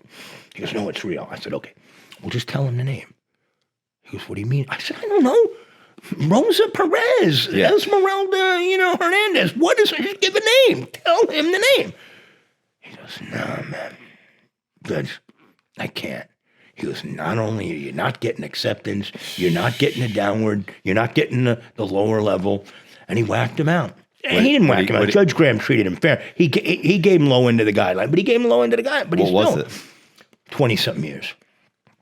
I don't remember, maybe 22, 20, somewhere in that ballpark. I don't remember the exact. What would he have gotten? 15? Oh. And if he would have told everybody it was Carl's idea to do this, he could have gotten out in less than 10. But he wouldn't. And I understand it. Look, you don't want to go against family. I get it. No. Your family just rolled over on you. Your family set you up. Right. Forget about bringing in, whatever. Who cares? If you come up with if you hatch a scheme, Matt, and I go in with you, we're in for a penny, we're out for a pound together. I get that. And we don't want to flip on each other because you're my brother-in-law and I get all that. But when you know the whole reason you got kidnapped and the $1 million you gave him, right? I'd be like, I'll tell you right now, that's whose idea it was. This is what we did. This is how we did it. This was the split, everything. And then he died.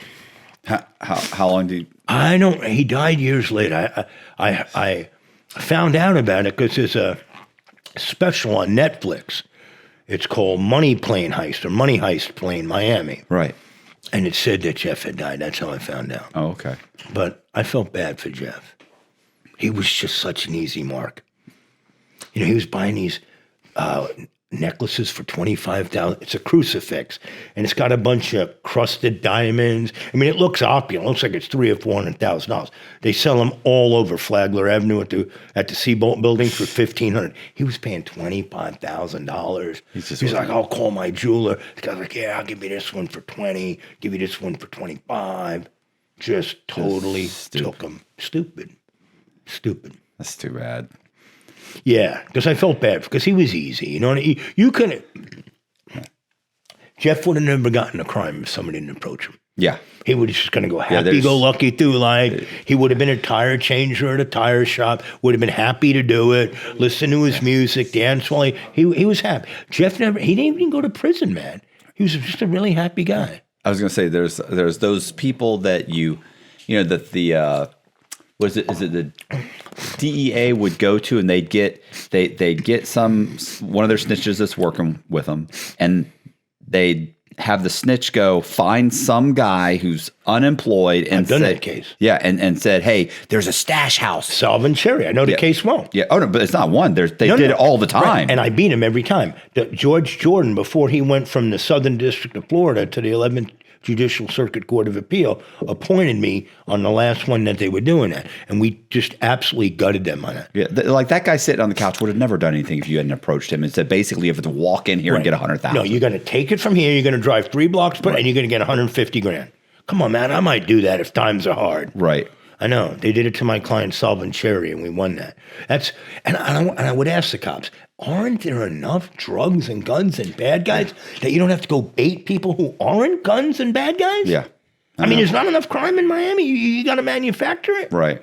I mean, you're kidding me, right? Because I can go get drugs 24 hours a day in 30 different neighborhoods, and I don't need to know anybody. I can pull up right now. Right. So if I can do it, you can't? And I look like a cop. Right. Nah, this is nonsense. It's just nonsense, and I didn't like that. But going back to my partner, Terry loved death penalty cases. He loved them. He is just diametrically opposed to the death penalty. And I know the defense bar is going to hate me if they hear me say this, but I'm totally for the death penalty. Right. Totally for it. You're a bad guy. You hurt somebody's kid. You got it coming, buddy. But there was a guy who was an easy mark too, like Jeff. He had just come from Cuba. And they got the Santanderes, the Babalaos, the Palos, they got all these different hierarchy in the different sects, because there's supposed to be the light sect, and then there's a dark evil sect. There's a difference and no distinction, in my view. That's just my view. Other people can have all the religious right they want and do whatever they want, and God bless them. But I don't believe in an ounce of that stuff. Okay. Just don't. His name was Henry. And his priest, Babalao, Santandara, Palo, whatever it was, told Henry, you got a zombie on your soul. You're never getting to heaven. You're fucked. You got a zombie on your soul. And I can get it off. It's a total ripoff. You find an easy mark. You tell your mark, you got a zombie on your soul. They believe it. They're never going to heaven. They're going to, just drift around forever and like a ghost, never going to hell, never going to heaven, just drifting, not being part of life anymore, unless they pay the Babalao to do these rituals. Takes a year and a half, 2 years after they spend their life savings, the zombie's off, go find somebody else with a zombie. But this Babalao was a ruthless gangster. Mm-hmm. And he knew this guy owed him money. So what he did is he told Henry, look, you've got a zombie on your soul, but I can get that zombie off. But the only way I'm going to get the zombie off, if you go waste this guy and his family. And he goes, sounds like a bargain. Right. Waste a family of 4, no more zombie. Okay. Again, an easy mark. And he's coming down the street with the loaded gun. This is any town USA. This is suburbia. This isn't the ghetto or, out in the boondocks somewhere where murders. This is any street USA in Miami. And he just walks through the front door and blows a family of 4 away at the table. Mm. I felt bad for Henry because his father in Cuba used to hold him over banana stalks and burn him. and burned his eye out. Yeah, when he was a little kid. And I'm not a psychologist, but in my line of work, I believe this because I've seen it. I believe you can take a child who's young enough, damage and hurt them and abuse them long enough that you kill the soul and the spirit in them. Right. Turn them into a monster, Mm-hmm. Yeah. Yeah, it's terrible. Yeah, absolutely terrible. That's just not good. And, when the person who's supposed to protect you the most, your father, is the one burning you over banana stalks and punching your eye out with a screwdriver when you're just a little boy because you didn't clean your room or some innocuous little de minimis thing like that. Wasting a family of 4 ain't that big a deal. Mm-hmm. It just ain't that big a deal. I've had a lot of cases that involve that religion, and if that's what you believe, that's what you believe. God bless you. You're entitled to it.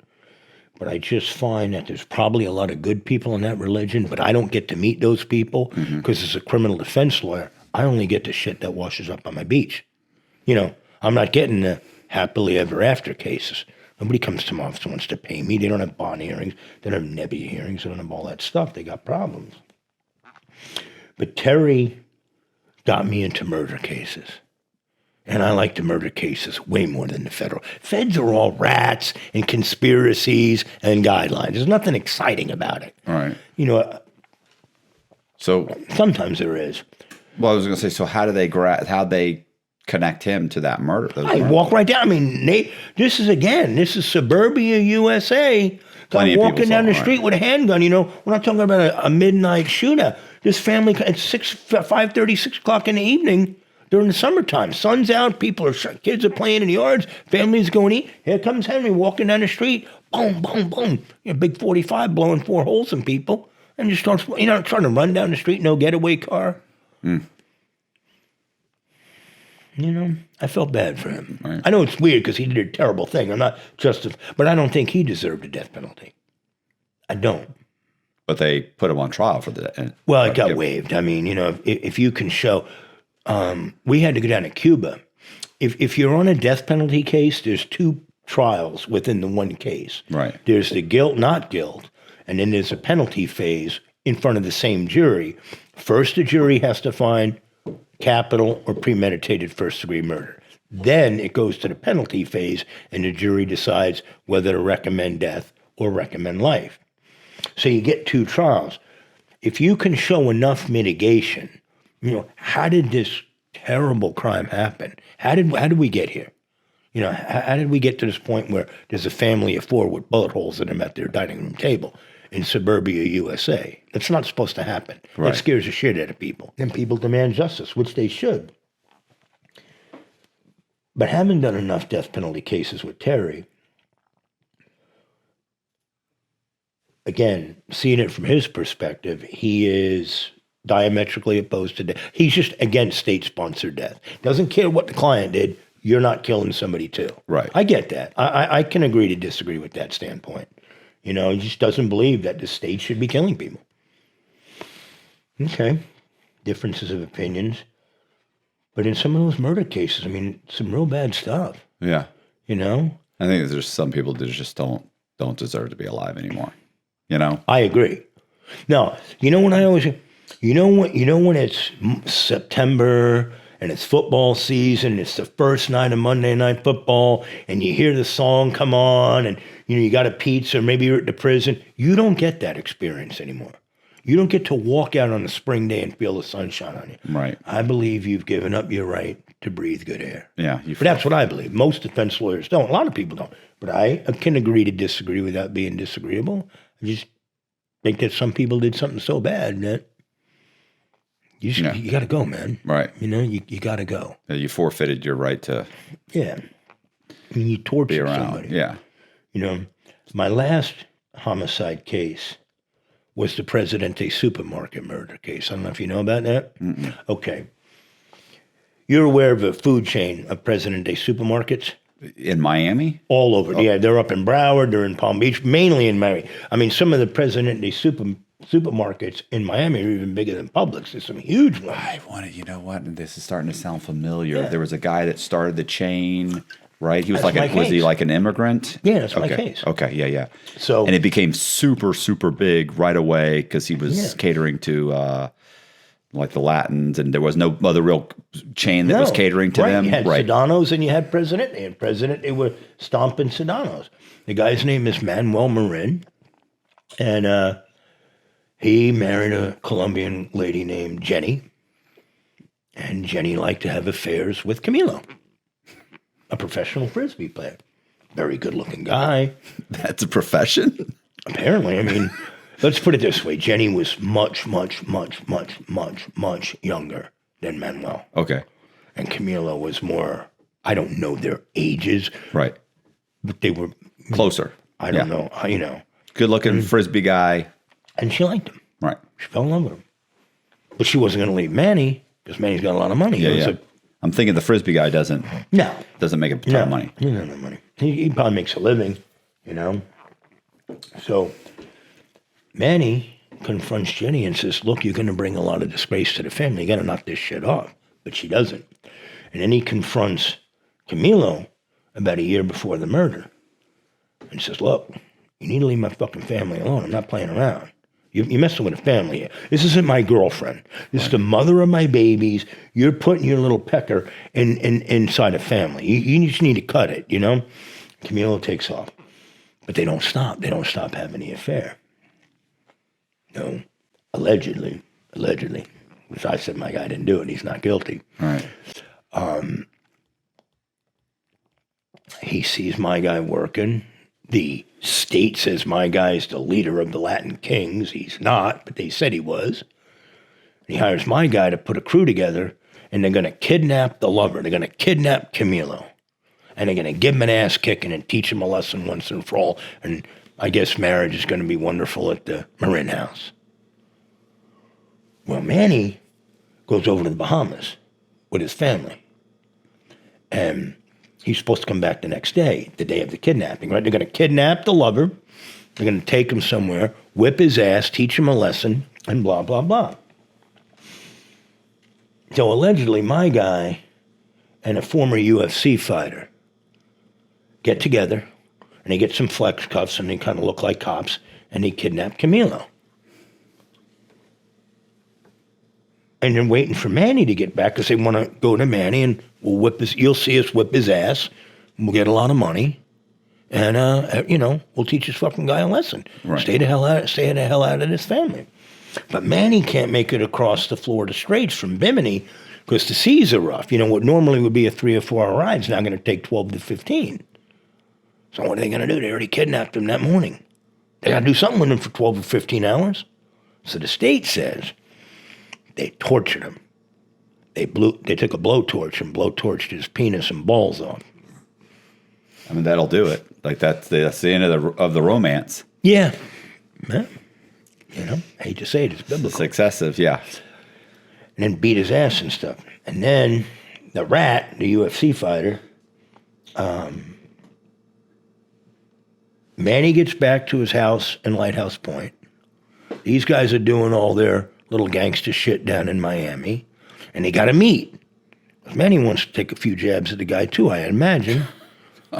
Manny didn't go to trial with us. It was just my guy and his co-defendant. But the co-defendant was at a UFC fight. He's a UFC fighter too, but he was in Vegas. He only came into conspiracy. Well, poor Camilo's being driven around to different locations, getting his shit kicked at him, package being burned off, what have you. Gangster shit. So when they get back, they go up, you see Manny's cell phone coming down I-95. You know, it's all cell phone tower location sites. And these guys are coming up and they meet around the Golden Glades Exchange. And they take him from one vehicle to the next. And they can take him out to the Everglades. And take him out to the Everglades. The guy starts escaping. He starts breaking out of his bands. And Manny's an old man. And my client ain't the youngest, springest chicken in the world. And this, again, I don't think he's buff, but Camilo was a professional athlete. Yeah, he's going to outrun these two. Oh, he beat the hell out of him if you want to. So they're chasing him with a baseball bat and they're beating his ass in the Everglades with a bat. Of course, he's got his stuff packaged off. He's burnt up. So they try to cut his head off, but they can't get through the neck bone. So the head falls back and you can see down into the chest cavity. They're like, fuck it, we'll burn it. Nobody will find the body. So they light it on fire. A big plume of smoke comes up. The DEA and the drug units are a few hundred yards away trying to do this drug interdiction thing. They see this fire going off. They call the fire department. They get the hell out of there. My guy and his, and the other Manny, they get the hell out of there. And the cops come and put out the fire. And of course, there's Camilo's charred body. Right. Nasty case, right? Nasty case. They only came back with second-degree murder, so they couldn't give the death penalty. Yeah. So what happens? I mean, so what happened? They don't make an arrest, Matt, for 8 years. Nothing. Ariel Gandulu, he's the UFC rat. He was the guy who supposedly participated in the kidnapping with my guy. And he had cell phone tower evidence out the wazoo. Escapes and hides. My client's hiding right there in plain sight. He didn't do anything wrong. He's totally innocent. He doesn't need to hide. He doesn't need to go undercover. But Ariel takes off and goes to Canada. So Canada gets him, and he starts to see the news clips here. Canada says to the U.S., yo, we got a guy you got a warrant for. Mm-hmm. The prosecution flies up to Canada and cuts a deal with him. Gandulu's got the murder charges, the kidnapping charges, and a separate drug trafficking case. They give him the world, Matt. They say 3 years for everything, and you can stay in the country.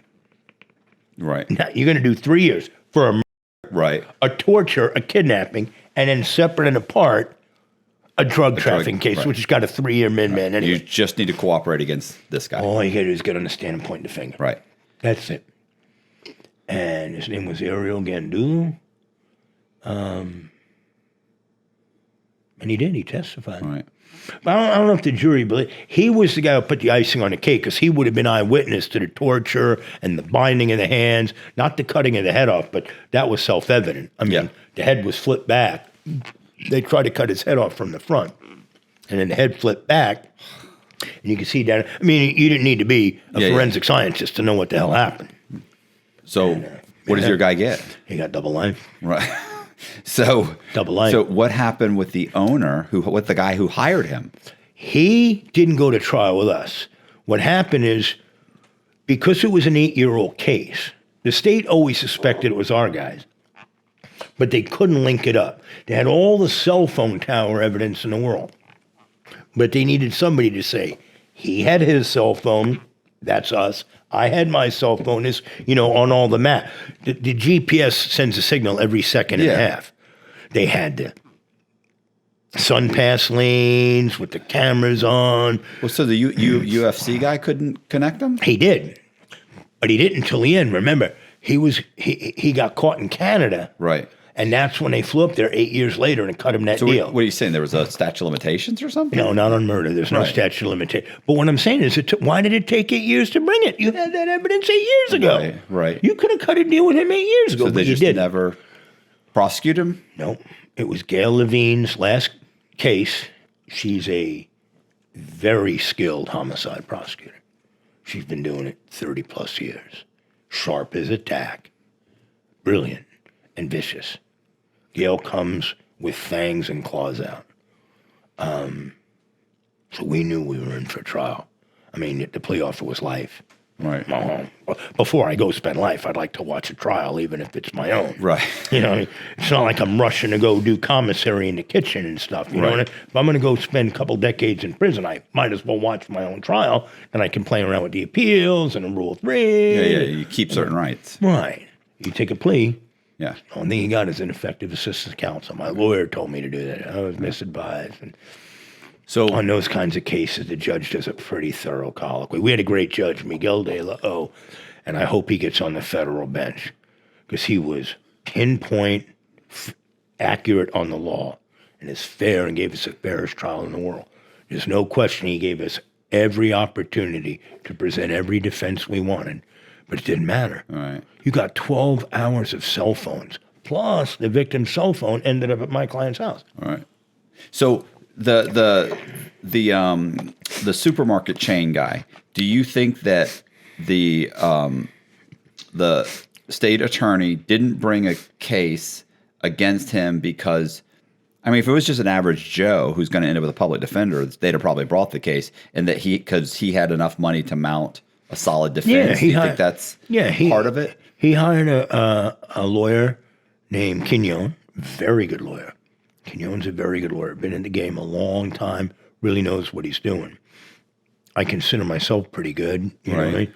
But what I did was, at the time, Manny, the rich guy, he supposedly was on the lam. He was hiding in Cuba, he was hiding in Spain, wherever. They couldn't find him. My guy never left Dade County because he's like, screw you, I didn't do anything wrong. I don't need to go hide. 8 years goes by, he thinks he's out of it.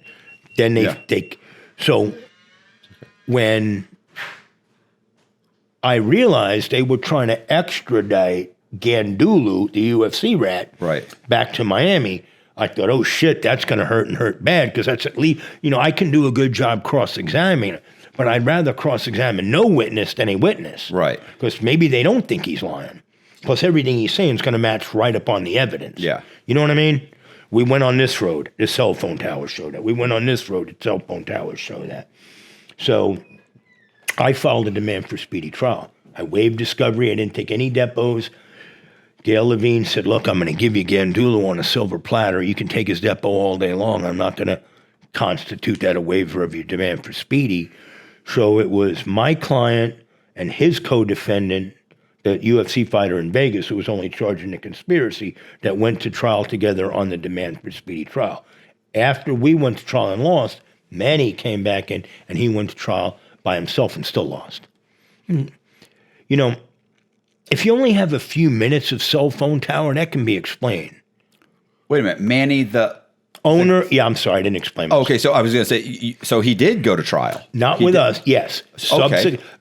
I filed my demand for speedy trial thinking I'd be able to beat the extra, because I figured the more time it comes, the more shit they're coming with. Yeah. It's not like I'm waiting for a witness to die off. Yeah.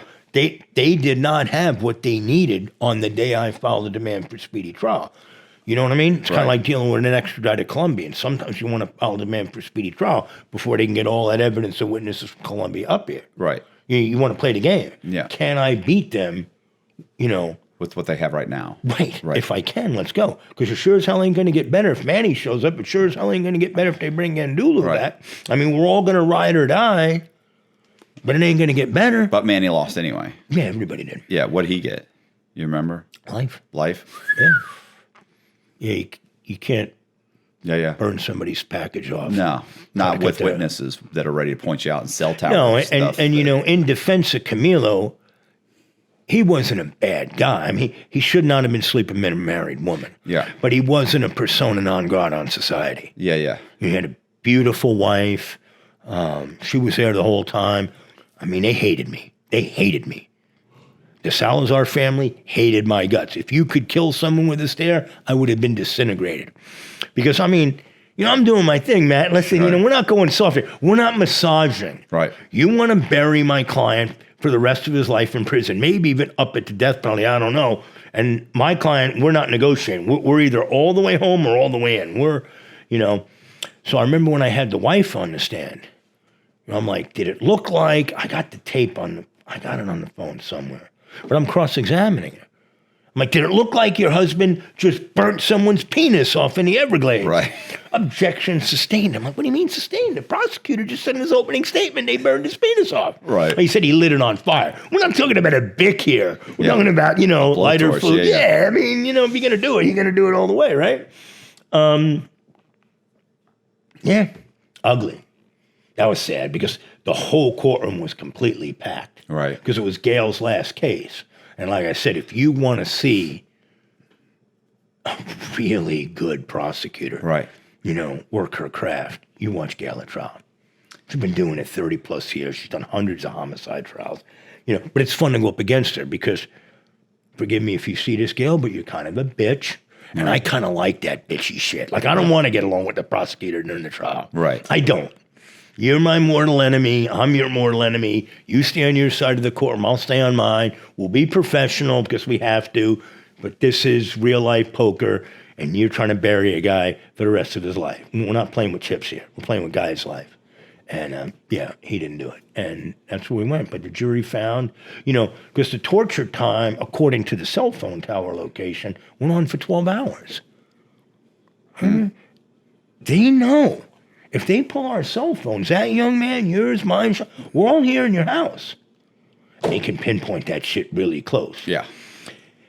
And when it's maybe 1 or 2 minutes of pings or tracking, that can be explained by default. But 12 hours plus the cell phone tower location shows he's going through the SunPass lane at 12:57. Right. And at 12:57 on the SunPass, there's a picture of the truck going right through. I mean, it just matched up. Right. Because they didn't have the gas to burn him in the Everglades. They dumped him. They beat him up with baseball bats, and then when they tried to cut his head off, they said, holy shit, we can't just leave him here. We don't have shovels. Let's go back on the road, get some cans of gasoline, and light it up and basically disintegrate him in the Everglades, which at the time was probably a good idea in the sense that you can't just leave. Yeah. But they also didn't realize that a few hundred feet away. 100 yards away. That's what I always tell people. That's the problem is the fly in the wind. The one thing you cannot account for, The best lawyer I know, period, is a guy named Mel Black. If I were ever really I don't even know if Mel's practicing, but my entire career, I absolutely consider Mel Black the guru of any type of criminal case. He brought me into some federal cases. And Mel told me one time, anytime you commit a crime, there's 50 ways to fuck up and get caught. And if you're a genius, you'll think of 25 of them. Right. There's just, Yeah. like the Brandreth thing. What the hell? You got the blanket. A couple Cuban fishermen roll it out, didn't even call the police. You imagine that unrolling a blanket and a stiff comes out, and you say, well, this is still going to look good in the bedroom. Yeah. Fuck the fishing. Let's go home decor. What happened with the Casey Anthony trial? Like you were, you were one of the attorneys on that. Up in the beginning, what happened was when that case went to trial, it was Jose's case, and Jose Baez and I are extremely close friends, extremely close. I had already done a bunch of homicides and been death penalty certified, and then Jose, excellent lawyer, tremendous trial lawyer, as everybody knows, didn't have the experience. He wanted to get experience. Since we were close friends, he brought me in. But before the trial started, I had to jump off that case and get on my best friend in the whole world. I won't say his name because he's out now and he's living a private life somewhere really well. But he got charged with, I don't know, 100 counts of mortgage fraud. There is no mortgage fraud trial. It's wire and bank fraud. But if it relates to mortgage fraud, we call it mortgage fraud. I always say that. People are like, I was convicted of mortgage fraud. I'm like, bank fraud. You were convicted of bank fraud, wire fraud. Wire fraud, sure. Financial institution fraud, But I know this for a fact. And it's not because anything Casey said to me. I know for a fact Casey Anthony did not kill that little girl. And it's not because anything she ever said to me. When Jose and I were working the case, we had some of the best forensic scientists, not cops, not criminal, not CSI, scientists.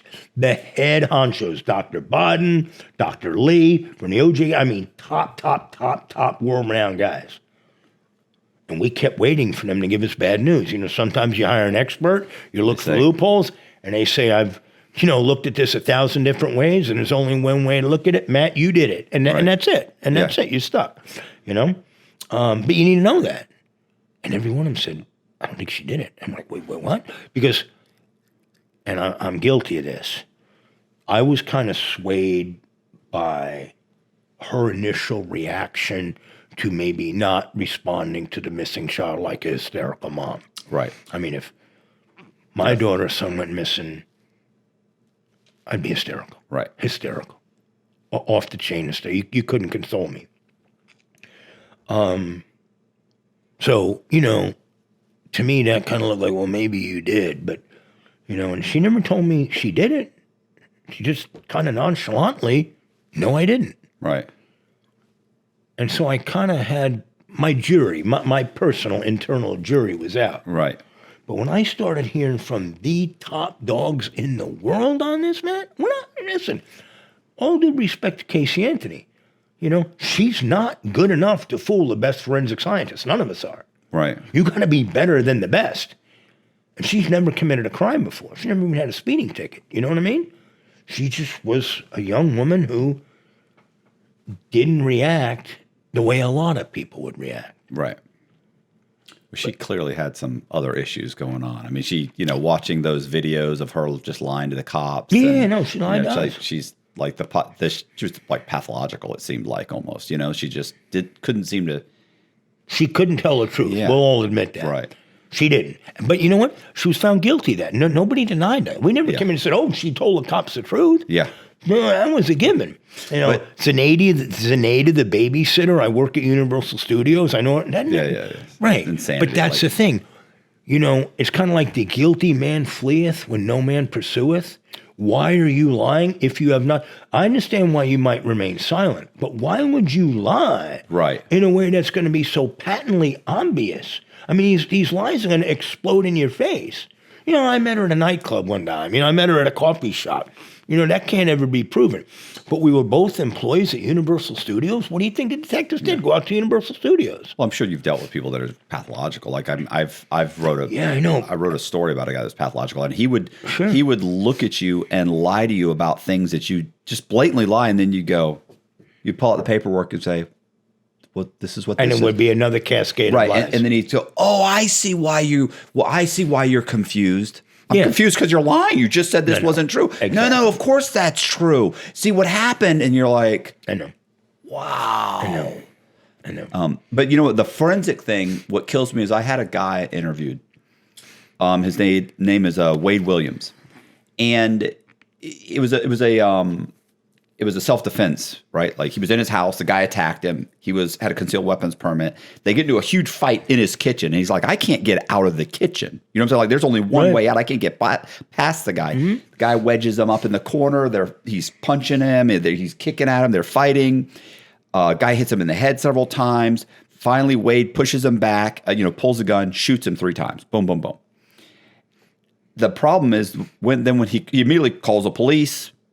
Cops get there, guy's dead. The police do a forensic analysis, and if you read the forensic, and this is Wade, we'll tell you, and I've seen he sent me the documents, everything. It says that Wade's story doesn't make sense. There's nothing in the kitchen that shows that there was a scuffle. Wade's uninjured. Like it's just one thing after another that nothing he says makes sense. Mm-hmm. And so he's looking at this thing, doesn't make sense. So then, luckily, Wade had about $100,000 in his 401k. So he's able to hire the best attorney in South Carolina in his area. Mm-hmm. That guy hires a forensic accountant to come in. They get the cops' body cameras, which also show the photographs and everything.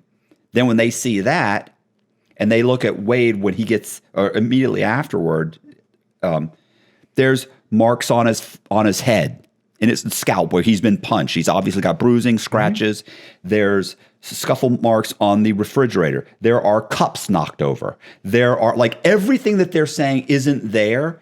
It's clearly there was a scuffle. Mm-hmm. Clearly he had been punched multiple times. There was marks on the deceased. Like everything that their version, the cops' version said wasn't there, was not only there, but it was there on their own body camera. Mm-hmm. And then the photographs, which they said had been lost, unfortunately the camera, the SD card made a mistake, blah, blah, blah. Turns out that was bullshit, and that those eventually were forwarded to his lawyer, where they show, here's the photos, knocked over this, broken this, bashed it. He's like, wow. Like, had he not had a good attorney who followed through, who got the body camera, who had enough money to hire a forensic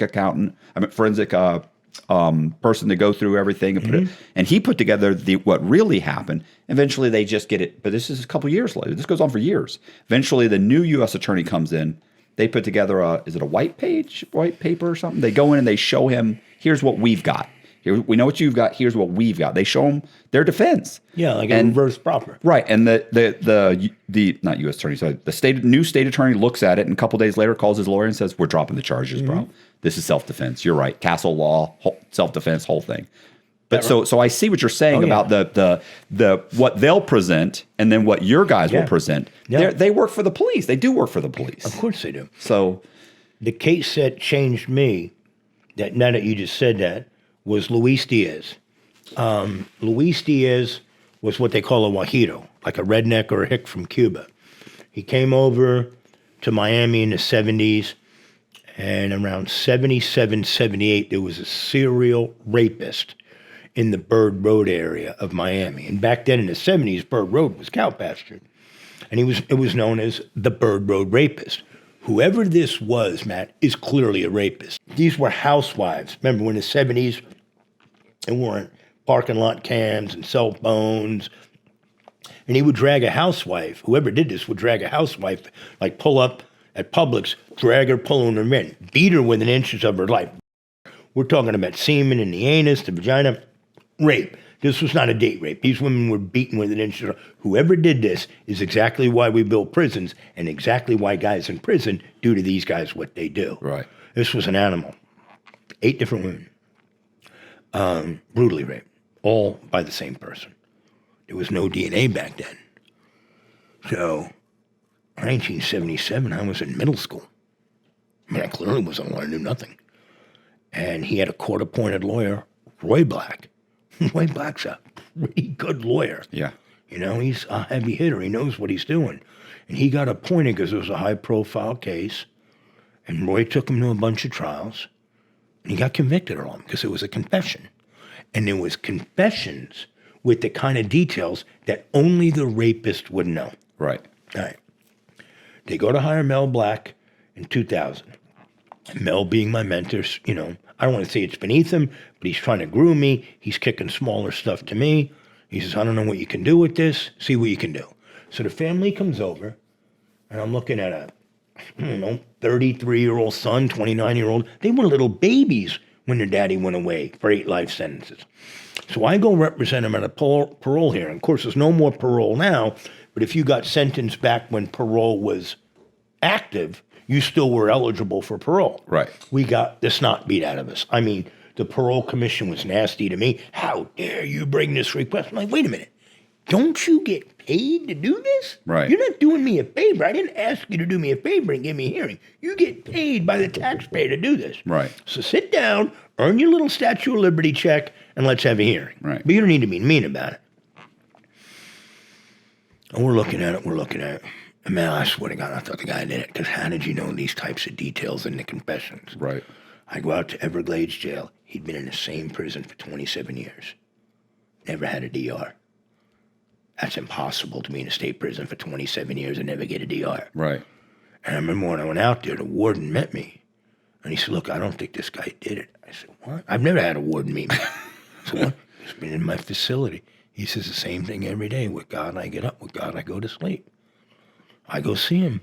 And he doesn't really have a cogent story other than I didn't do it and the detectives told me to. That's a little simple. You know, yeah. you got to meet that out. I mean, it might be true, but he didn't have the wherewithal to be able to flesh that out.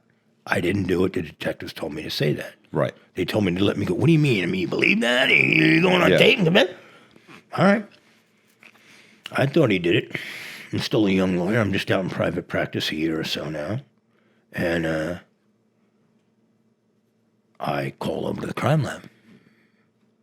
They have evidence. They have the semen. Right. They have the pubic hair. They got skin nail scrapings. Guess what's in all of those? DNA. So I call over to the Innocence Project, you know, Barry Scheck's over there at Cardozo School of Law, Yeshiva University in New York, and they send me down the kit, and we go in there. Man, he didn't do it. It's not close. DNA immediately separates half the population. If you're XX, you're female. There's no way you're male, you're female. And if you're XY, you're male. Right. So if there's an XY chromosome, there's no question it came from a male. You can eliminate 52% of the population right there. And then it's called DNA fingerprinting or DNA mapping. And they do strands. They do these loci on this, whatever. I won't get into it. But they do this. It's like a fingerprinting of DNA. If any point is not exactly the same, it's absolutely not him. It only takes one to not be him. Right. The only thing Luis Diaz had in common with whoever was that son of a bitch rapist. Male. That's it. Every strand was different. And the state's looking like, what? And I felt bad. I felt guilty. Because I kind of felt like the guy did it. Yeah, 27 years. 20. As a rapist. And didn't do it. We're not talking about he might not. We're not talking, oh, they fucked up the DNA. They had the DNA, and they swabbed his cheek. He's probably got holes in his cheek still. They didn't do one DNA test. They did about 400 to make sure they got it right. Right. It wasn't him. It wasn't even close. It's not even close. So we go back to court on newly discovered evidence because DNA wasn't there. Now it's there. It's newly discovered, right? And the state drops them all. And are you going to go find that detective and throw him in prison for 27 years? No, he's probably, they gave him a medal. Right? And this, They never do anything to the guy. again, going through the progression of time is when people ask me all the time, how do you defend those people did it? It's not about that guy. He jaywalked. He committed capital murder. I'm there to guard the guard. I'm there to make sure that son of a bitch has a leash on him.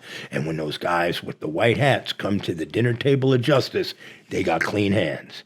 You're not violating the Constitution to get to him. You're not doing false confessions. You're not framing. You're not doing all that shit. They did that to him, Matt.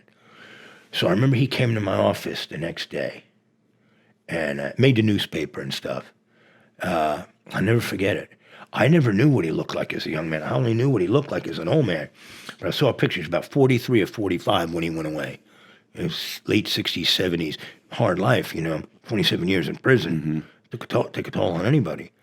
But it said victory. And he was like that coming out of the courtroom. Ow. But what bothered me was when he came to the office, I said, Louis, what did you do? What was the first thing you did? What was the very first thing you did when you got out of prison? Go have sex with your wife, go to your favorite restaurant. What? 27 years. He said, as soon as we pulled off of Everglades prison, I told my family, stop the car. I'm getting out. I want to walk in one direction for an hour straight. I don't care if I get 10 feet or 10 miles. I just want to walk for 1 hour in one direction, without a wall, without a door, without a barbed wire, without an electric fence. I thought how often I take just being able to walk in a direction for as long as I want. Yeah. I can go outside your house and walk back to Miami if I want.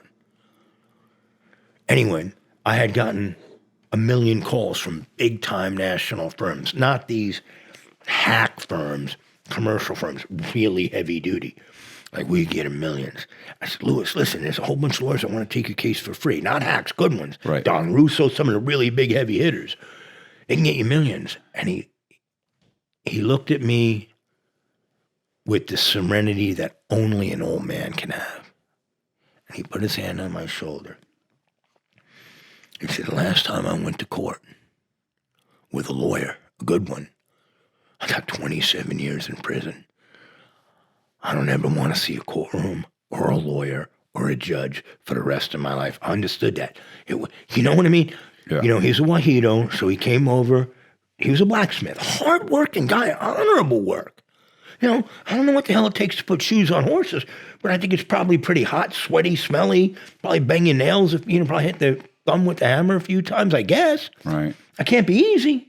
I don't think it's like, filling a copier like I do. The toughest thing I face is a paper cut at work. Right. What do you do to that guy? What do you do? What do you tell the women who for 27 years think the son of a bitch? And what about the guy who did it? He probably took off when he saw him get busted, and he's raping women in San Antonio or Des Moines, wherever. He went and did his thing. A serial rapist ain't going to stop. No.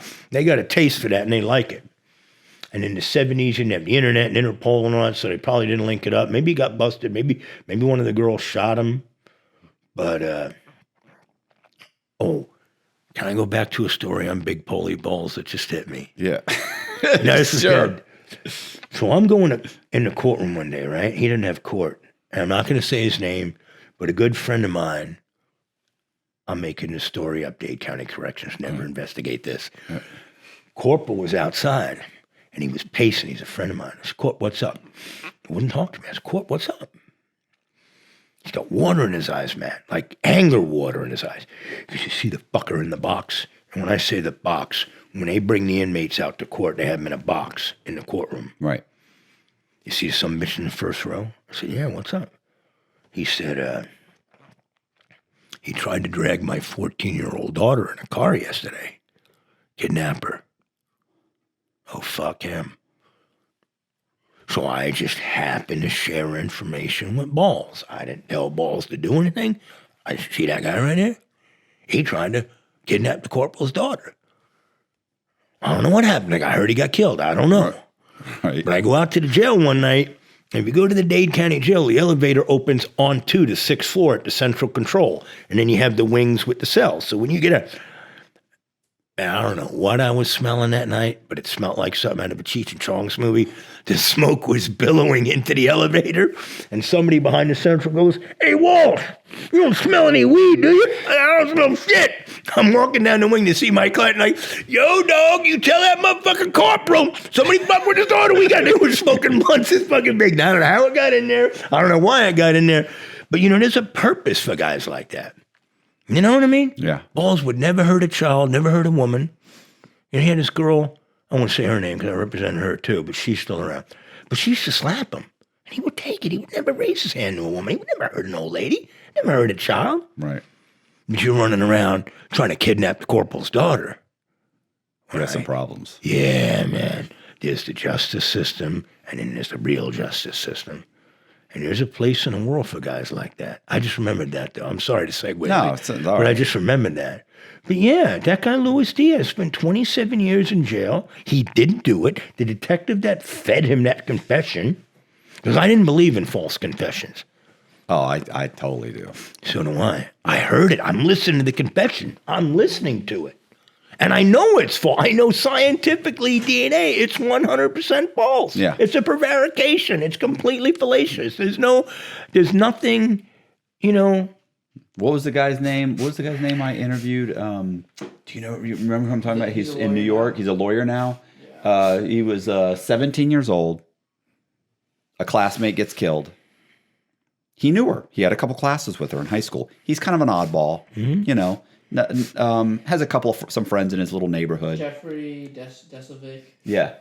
So Jeffrey, the cops go to the a girl from the neighborhood or a girl from the school is cutting through a little forested area between complexes.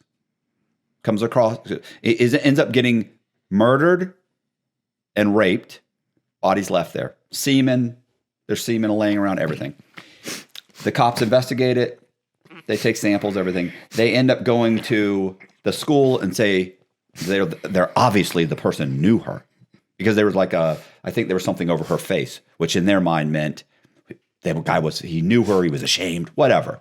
Point is, they make it up, don't they? Yeah, they go to her friends. Do you know anybody that had a fixation on her? And they were like, no. Anybody weird around? Anybody? Well, there is this one guy here, he says hi to her. They know each other, they say hi.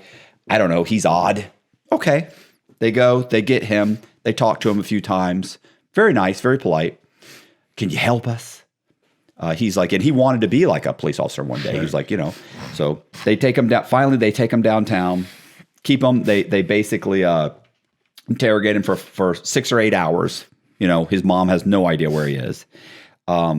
They take him there. They question him. Eventually, the one cop is playing bad cop. The one cop's good cop. And the good cop is saying, they're outside yelling and screaming. The cop's in his face, everything. He gets him out of the room. The good cop says, listen, man, I don't even know if I can get you out of this police station, but I need to get you out of here. These guys want to kill you. They think you raped and murdered this poor girl. Just give me a confession and I can get you out of here. He's so terrified. he thinks this guy's trying to help me. He's just trying to get me out of the building. These guys want to hurt me.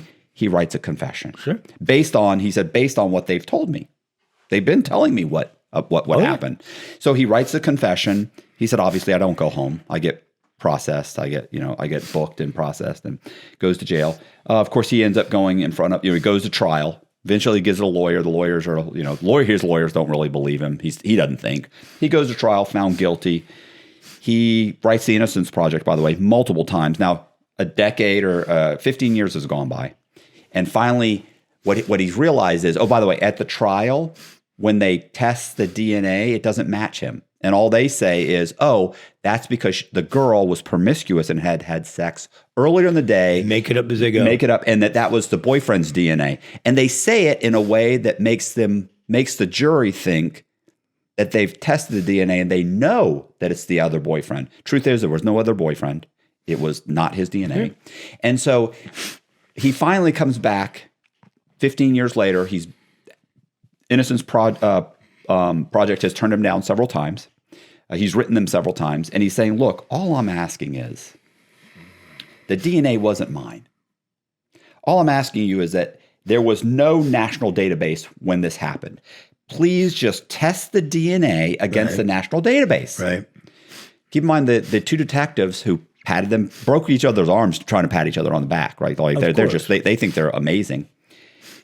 While you framed this innocent boy and sent him to prison as a rapist, God knows what happened to that fucking guy. So while that happened, the person that you didn't catch ended up raping and murdering a school teacher of two, with two daughters or two children. He raped and murdered her. He ends up getting found guilty for that because those detectives did their job. So finally, it's funny, he'd been turned down so many times, by the way, so he kept writing the Innocence Project. Finally, some low-level intern the Innocence Project, took on his case and begged them, I'm telling you, I think this guy's got something. They finally test it. When she comes to see him, it took her about, I want to say an hour or two to convince him tomorrow you're being let go. Yeah. Because for him, he was like, the DNA wasn't supposed to be tested for another few months. He goes, because you're in line and it gets tested slowly. He said, but they had gotten it done earlier. And I was like, no, you don't understand. No, it's not being done until May. And she's like, no, it got done the other day. And he's like, no, you don't understand. This is how it works. And she's like, no. He's like, literally took almost the whole time. He's like, finally, as our meeting was wrapping up, she's like, listen, you don't have to believe me. I'm just letting you know, pack your shit up. Tomorrow morning, we're going in front of the judge and you're getting out. And he's like, okay. He's like, I didn't believe it until they called me in the morning. Right. And they get out. He said, it was the most surreal thing ever. And of course, he sued. It was New York. He got a little chunk of money. Right. But yeah. Could you imagine what a disservice those detectives are? It's bad enough you're framing in this guy, but there's a rapist out there doing that, and you let him go. Come on, guys. Well, imagine the two kids that your mother was raped by the guy that these fuckers let go because they didn't want to do their job. Because it was easy for me to bully a 17-year-old kid into admitting he did something that doesn't make sense. Oh, and he had an alibi, by the way. Like he was with his friends over here, but they squash it. Yeah, they squashed that. He could have still done this. He could have. What are you talking about? When you get to be a professional witness, like a cop, and you've been on the stand for years, they always hide behind the term based on my training and experience. That means, trust me, you ignorant jury, I know better. Right. You don't know jack shit, bro, because you got the wrong fucking guy. Right. And you don't give a shit. I think every one of those detectives, when they get a false confession like that, should have to do some time. Oh yeah. Listen, if they all did a little bit of time and were treated even half as bad as some of the inmates, and I'm not saying some of those guys are just complete scumbags. Of course. Like, I went to prison. Trust me. 99% of the guys in prison, I don't want to live in my neighborhood. No, I don't want to see them again. No, we build prisons for a reason. Right. It's not full of Boy Scouts. Right. But yeah, when you hear about like that guy's, like Jeff's story, oh my God, bro. I know. It's so, and I'm sure he got a chunk of money. It doesn't matter what he gets. It's never going to make up for what happened. No. They think, we'll give him $200,000 a year. on false confessions like that. I represented a kid in juvenile court. The former mayor of Hialeah, his name was Raul Martinez. He was kind of a famous guy because he's the mayor with his shirt off, punching the guy on the beach during the Elian Gonzalez thing. He's kind of been in the news a few times. Yeah. He's been indicted federally. He beat him. His car was burned in his driveway. Okay. They had no idea who did it. So they went around and they picked up this little Mexican gang. My kid was a punk. He was a gangbanger here from Mexico. Bad kid, bad seed, but he didn't burn the car. Right. So there's 5 of them that get pinched, burning the car, right? They say, oh, yeah, we burned the governor's car. They don't know that. Oh, he meant the mayor. Yeah. Matt, there's no way if you gave all 5 of these guys a piece of paper, their confessions would mirror each other. These confessions were perfect. And their confessions were, we broke the windows of the car out, then we took gasoline-soaked rags, threw them inside, and lit the car on fire. I bring the fire chief, the captain who was on the truck. I said, were those windows broke out when you got there? No, the first thing we do when a car's on fire is break the windows so it doesn't heat up and explode. So there were no gasoline-soaked rags in the car with broken windows. But the cops didn't know that. No, because it's stupid. Right. When they got there, they were broken out. I'm gang control. Right. And you got this ridiculous. The kid was so stupid. It was terrible because we had a female judge who spoke Spanish, and I didn't know enough Spanish then. But they had a baseball cap in Spanish that said, the women I know love it up the ass. I would have told him to take it off. But he comes in and she goes, Mr. Walsh, do you know what your client's hat says? No speak Spanish. You know what I mean? No, I don't. Buddy, are you fucking serious? Like, you speak English? That's what you wore in front of a female judge? So again, he was a punk. Yeah. No, wait a minute, bro. Somebody's burning people's cars. Yeah. Maybe you're going to burn a home and kill a 2-year-old in a crib. Right. What are you doing falsifying? You know you did. Those guys did not do that. These were 5 more. They couldn't spell SAT, and their written confessions were perfect. And you know what? Judge still found him guilty. Because it was Raul Martinez, and it was political, and... Yeah. Round up the usual suspects. They want somebody... They want to be able to tell the papers. We got this guy. Yeah, you're the mayor of Hialeah. You're looking at Chief Bolanos, of the chief of the Hialeah police. So what, you didn't catch anybody? Oh, no, we did, and we got written confessions. Mm-hmm. Man, that didn't happen. It didn't happen. And these guys would have never been slick enough to write a false confession, cover up the real one. No way. They didn't know. No. We're talking about 15, 16-year-old punks. Yeah. I know guys that are the same exact event and couldn't, and every one of their stories would have been different. And it's all true. And all of them would have been different. Of course. Johnny said this. I didn't say that. Tim said that. Oh, was it Tim? Oh, okay. Yeah. What was it? So, no, the dirtiest prosecution I was ever on was my friend Joe. He was a former plantation cop. He drove around in patrol units. He was on SWAT. Terrific cop. Great cop. He and I became friends. He left the police department because he was making a killing. As he was driving around, it was the height of the real estate boom. You could go put a contract on a home and sell it that afternoon and make $15,000. Right. We're not talking about skim. That was just a bubble. And he caught it right in the beginning. So he left the police department. He made millions. He brought all his friends in, to make money. FBI, Sunrise Police Department, BSO, blah, blah, blah. And then he had, oh my God, forgive me, I want to say 188 properties. Oh, jeez. It was a lot. Yeah. All of them were fully paid off, profits to the bank, except 8. By the time the bubble burst, there was only 8 mortgages that weren't paid out of 188. Right. We're not talking about mortgage fraud. We're talking about the bubble just burst. Yeah. And the feds came after him and charged him as a ringleader. I think there were 39 defendants. The trial was 5.5 months long, not the pre-trial. My practice went under. Monday through Friday, 9 to 5 for 5.5 months. No going out to the jail, no going out to crime scenes, no going to depots, no going to hearings. Strictly a federal case. And we won. But then they came back and indicted his mother and his wife. So I literally walked in and said, what do you bastards want? Seriously, stop with the bullshit. Just tell me what you want. We want him to plead guilty and do 28 months because we beat him. And if he doesn't, you're going after his mother and wife? His mother's a retired nurse. She doesn't know anything about. She's not a stupid woman by any stretch. Very, very, very bright woman, but totally unsophisticated in the borrowing, lending, and mortgage business. Right. You know, and that was the single dirtiest prosecution I've ever been involved in. To this day, he must have busted somebody's son when he was a patrolman. We went back to the Plantation Police Department and pulled every ticket and every arrest form he ever made and tried to make a connection to say this is a witch hunt. You know, you're going after him because he busted your kid. You know, your 18-year-old son right before he went to college had a little.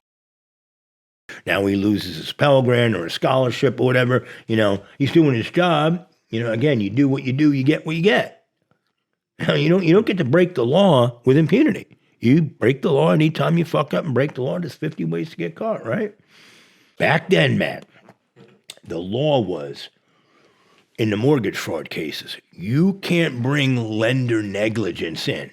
In other words, the lender can leave their front door open. You still can't go in the house and steal their jewelry. Right. So, you know, the liar loans, the stated loans. You know, I make $900,000 a year. I'm an elementary school teacher. Okay, we believe he has a mortgage for $2 million. You know, whatever, all that nonsense that they did.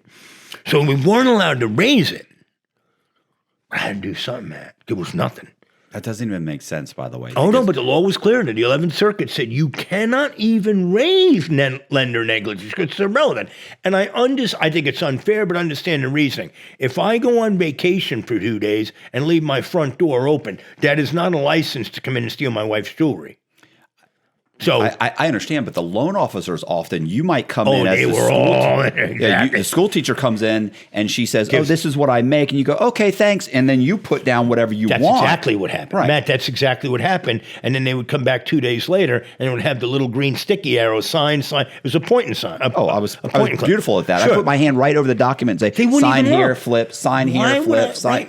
Why would I use you if I didn't trust you? Right. I gave you all my docs. You made my dream come true. Yay, honey, we got the mortgage. Sign. The RESPA, the tiller, all that bullshit, you know?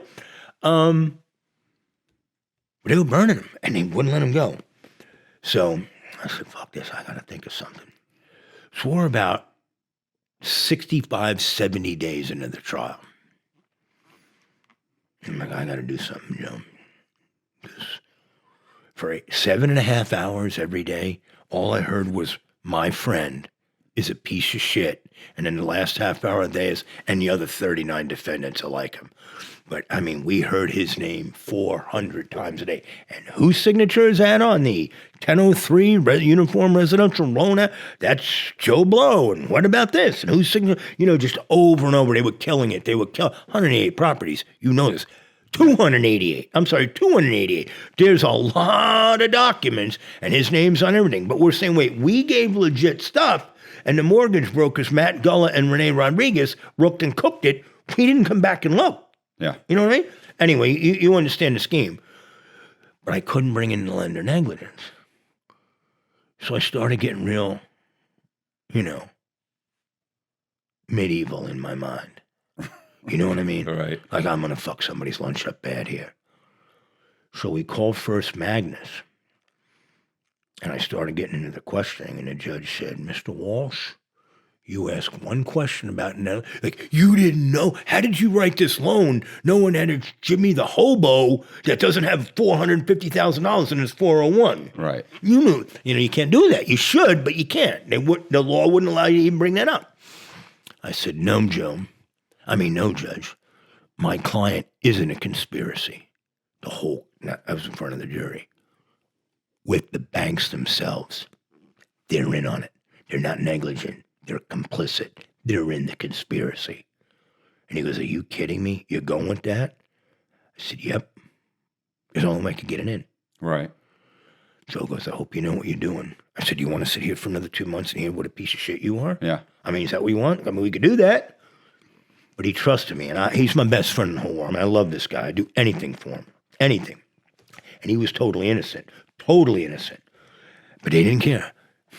There was nothing I could do. We brought him in. We brought the families. We brought the people. When the houses went upside down, He came out of his pocket $5 million to satisfy these mortgages so they wouldn't completely foreclose. They were upside down. He'd already made the money. Right. He paid it back. Come on, man. Except 280 properties the last 8 he didn't because he was out of money. That's not a scammer. Right. That's somebody who just a bubble burst. Right. And you got to take a haircut too, bank, because you were out there doing it. So I get the guy on the stand. I'm like, so this is a document you got from my client? Yes. We learned that was serious fraud. Really, you lying sack of shit. Because here's an internal document. You bundle sold that on Wall Street 2 weeks before you even underwrote it. You had already sold that in a bundle package. Now let's look at what the bundle packages are. Here's your internal documents selling this. How did he go from $400,000 in a 401, which you say is fraudulent, to $800,000? Oh, I want to consult with a lawyer. They brought in teams of these big Wall Street firms. Judge was good. He goes, nope. He's on the stand. He's got problems. You can ask him anything you want. You can even go into whatever you want. You have prosecutions coming out of their asses. John, this violates whatever, the Ramirez decision. No. I'm not saying they're negligent. I'm saying Joe's in a conspiracy with which there was no way he could be. These were all secondary internet lenders. Right, he would have had to know somebody. These fuckers were selling those loans before they even wrote them. Right. We'll get you $40 million worth of loans next week. Yeah. They're going to be good loans. Yeah, they haven't even been made yet. They haven't even made. They already saw. They already bundle. You know, they were earning a bundle. They were earning a bundle. They were going down the road. They were. So I don't care. You're talking about that. Not just straws, but what's the other word they use? What, straw buyers, or are you talking about? Well, there's straws, but what synthetic people? Synthetic identities. They didn't care if it was synthetic or straw. They just wanted a loan that they could upsell on Wall Street and get. Listen, if I give you $10, you can give me $20. I'll give you $10 all day long and twice on Sunday. Yeah. Why wouldn't I? And luckily, we just crushed it. But we made some legal magazines on it that said Walsh pierces the bank's bail. I felt really good about that because you know what? Our government, the U.S. attorneys, did every single thing they could to protect those scumbag banks. Right. I'm like, don't you prosecute equally? Yeah. No. I want you going after Joe. Yeah. But I just proved to you with internal documents that they're rooking it too. Nobody from the banks went to jail and all that stuff. Yeah. They didn't care. The government was a bought and paid for whore. And they had their henchmen out there. They had everybody on that. Eduardo Requejo.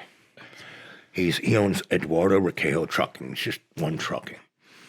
He goes from Miami to Brownsville, Texas, which is right across the border from Matamoros. Big drug hub. Matamoros, Reynosa, and Nuevo Laredo are the Gulf Cartel. It's all coming through there. So he's coming eastbound now on his way back. And a DOT officer pulls him over with a dog. Well, the dog smells of 3,500 kilos and takes a shit. Right. So they bust him. But he doesn't know what's going on here. So we went down. Well, where's the 3,500 kilos? In a semi. I'm sorry, it's an 18-wheeler. It's in an 18-wheeler. Okay. It's in soda cans on pallets. Right. So he's just a trucker who picked up a pallet of They're sodas. saying, no, right, no, bullshit. Yeah, they want to get some. If they say that, all they can do is seize the cocaine. They want somebody's neck in the news. Yeah. You're driving the truck. You knew about it. Yeah. Okay. So I'm like, wow. I do not want to be in Pensacola.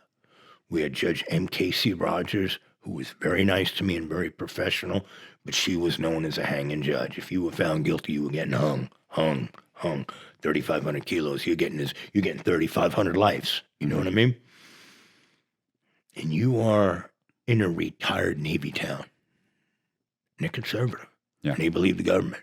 And I got a guy that doesn't even speak English. So I'm like, damn, man, would you pick this stuff that bad? And he's like, HEB Foods. That's a huge Publix of South Texas. So I go over there and I bring my investigator. And we go into the loading area. The drivers aren't leaving to go back. You back up to a stall or a hole, and you wait in your truck. They load it up with pallets, put a a lock on the door and tell you, here's your bill of lading, go. You're not even allowed to go back and look at what they put on. Right. You know what I mean? You didn't even know. Okay, so now we got to go over to Mexico to deal with that end of it. We're doing an investigation. So the DOT officer says, I'm coming with you. I said, okay. Right. You know, he's like Barney Fife. Yeah. You know, Andy, I got my bullet. You know, he's Mr. Scrupulous. Right. He's McGruff. He's going to take a bite out of crime, Matt. He's got his little DOT badge. He's a federal officer, stepchild of federal officers, but he's a federal officer. So we go into Mexico. And as soon as we go into, he and I get arrested. Now, the day... Why? Oh, wait, it's so bad. So the day before, we couldn't go into Mexico because it was a riot. The federales shot it out with the drug cartel and 200 cops were killed. Okay. So we couldn't even go in. So we go in there the next day, right? So as soon as we get over there, we get taken in this jail. And it's just like Andy Griffith. There's 2 cells, you know, the Mayberry jail? Yeah. But it's a dirt floor. So I'm in there going, all right, this is a shakedown. I don't give a shit. I mean, whatever. And he's nervous. So there's a guy that comes in from the streets. He goes, amigo, ¿qué tú quieres? Ganja, heroin. ¿Qué tú quieres? I'm like, no, I don't want anything. And so I look at the guard and I go, what am I in here for? He goes, you're selling drugs in Mexico. I said, I'm selling drugs? What about him? And he goes, get out of here. He goes, you sold him his drugs. So I want to buy him back? He goes, yeah. So the DOT guy goes, what am I in here for? Please ask him. So I said, what isn't he for? And the guy spoke enough English. The guard comes down and looks at him disgustingly and goes, Jew here? Because you started the riot yesterday. You're getting life. He goes, you got to get me. I go, will you shut the hell up? You know what I mean? Stop. It's a shakedown. We got to pay him a bribe and we're going to get out. So he goes, okay. So I go, how much is the fine for selling drugs in Mexico? He goes, $200. I said, no, I didn't sell that much drugs. I think it's only $100. He goes, okay. So he goes, what about me? I go, your fine is $400. Hey, give me your ATM. I ain't got the money. You know, I don't carry on. So I go, give me your ATM. I'll go do it. Now, it's a shakedown. Listen, you want to stay and get shook down? You want to go in there? I'm going to pay. Look, there's nothing you can do. Yeah. You're in a jail cell. It's Mexico. You're paying. Or you want to go down to Central Jail downtown? I'm not going there. I'm not going to a border town jail. Yeah. I'm not going there. I pay my $100. So he gives me, and the guy goes, amigo, don't make a run for the border. I go, relax. I got his ATM card. I'm going to get you $400. I give him the $400, and the commander comes in. Right? I didn't pay him my 100. I took my 100 out of his 400. Yeah. Right? He only had to pay 3, but you're paying my bribe too.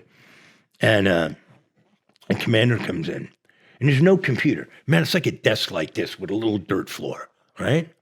And he goes, Comandante, you want me to put their names in the computer? I said, oh, yeah, the computer, huh? You going to run us? And he goes, you've been here before, huh? I go, a couple times. So he puts his arm around me, he puts his arm around the FDT guy, and we're leaving. He goes, what do you guys want? You want boys? You want girls? You want guns? And he goes, I just want to leave. I'm going back. But I called him to the witness stand. I'm like, what happened to us when we went to Mexico? Right. Go ahead and tell us all about Lawrence. And he's like, it was terrible. They arrested us. They framed us. They made me pay bribes. They said I started a riot and killed 200 people. You know, bro, you just don't get it, do you, man? You don't get the world. You think you understand the world of drugs because you found 3,500 kilos on a truck passing through Pensacola on I-95 East. You don't know how those drugs get on there. I tell you, I know the drugs are down there. You know the drugs. Let's leave my client alone and let's all go do some raids on the border and bust a bunch of drugs. We'll get you 35,000 kilos this afternoon with guns and bad guys and murderers. That ain't what they want, man. They want to cherry pick. They want the low-hanging fruit. And then they want to make a big example of it. So I was telling you earlier, you know that Spain Spanish is different than Cuban Spanish. Mm-hmm. So my guy didn't speak any English. Eduardo didn't. So we had a Cuban interpreter and a Spain Spanish interpreter. So I told the Cuban interpreter, when I'm doing my direct to my client, make sure you interpret. And when he's cross-examining, used a Spanish Spain interpreter. So she was, I don't know how to say it. I'm just going to say it the only way I know how. She was using some third-party tense. But I know that's not how it was being translated. So my guy, he's got the headphones on, and the interpreter's like, blah, blah, blah, blah. He's like, Ken, who are you talking about? Who are you talking about? He goes, well, you and blah, blah, blah, blah. But she's interpreting it totally different. And all of a sudden my client goes, God damn it, Chico, tell me the name of the third guy. You've been talking about this third guy for 10 minutes and I don't know who it is. The jury's only hearing the English part of it. Right. I'm literally holding my water. I'm peeing. I'm going to pee my pants because it's so funny. He's got a big gray Cuban beard, good-looking older guy, looks this thing. And the prosecutor's like, you want me to tell you who the third guy is, Mr. Bracajo? You want me to tell you who the third guy is? He's like, you keep talking about this third guy. Who the hell is it? I don't know what you're talking about. It totally got lost in translation, but it went over real well with the jury. Right. We brought in truck drivers to say whatever. But, do I think my guy knew about it? I don't know. He either did or didn't. It's that clear cut. But you can get real caught up in some dirty shit driving a truck now. So what happened with the... We won. You won? You got it thrown out? We got not guilty. Yeah. We got not guilty across the board. But I tell you what, when we left there that day, you could feel the tension going during the trial. Because I don't want to say they never seen a lawyer like me. That's too egotistical.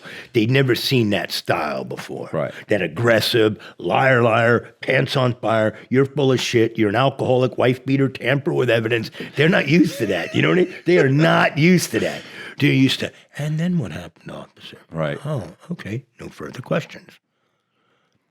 What are you talking about, no further questions? I got to rip this guy's head off. Right. I got to bleed him out. I got to bleed him of all these lies. And, he got through the Falfurrias checkpoint. Falfurrias, Texas is the number one border drug checkpoint in the world.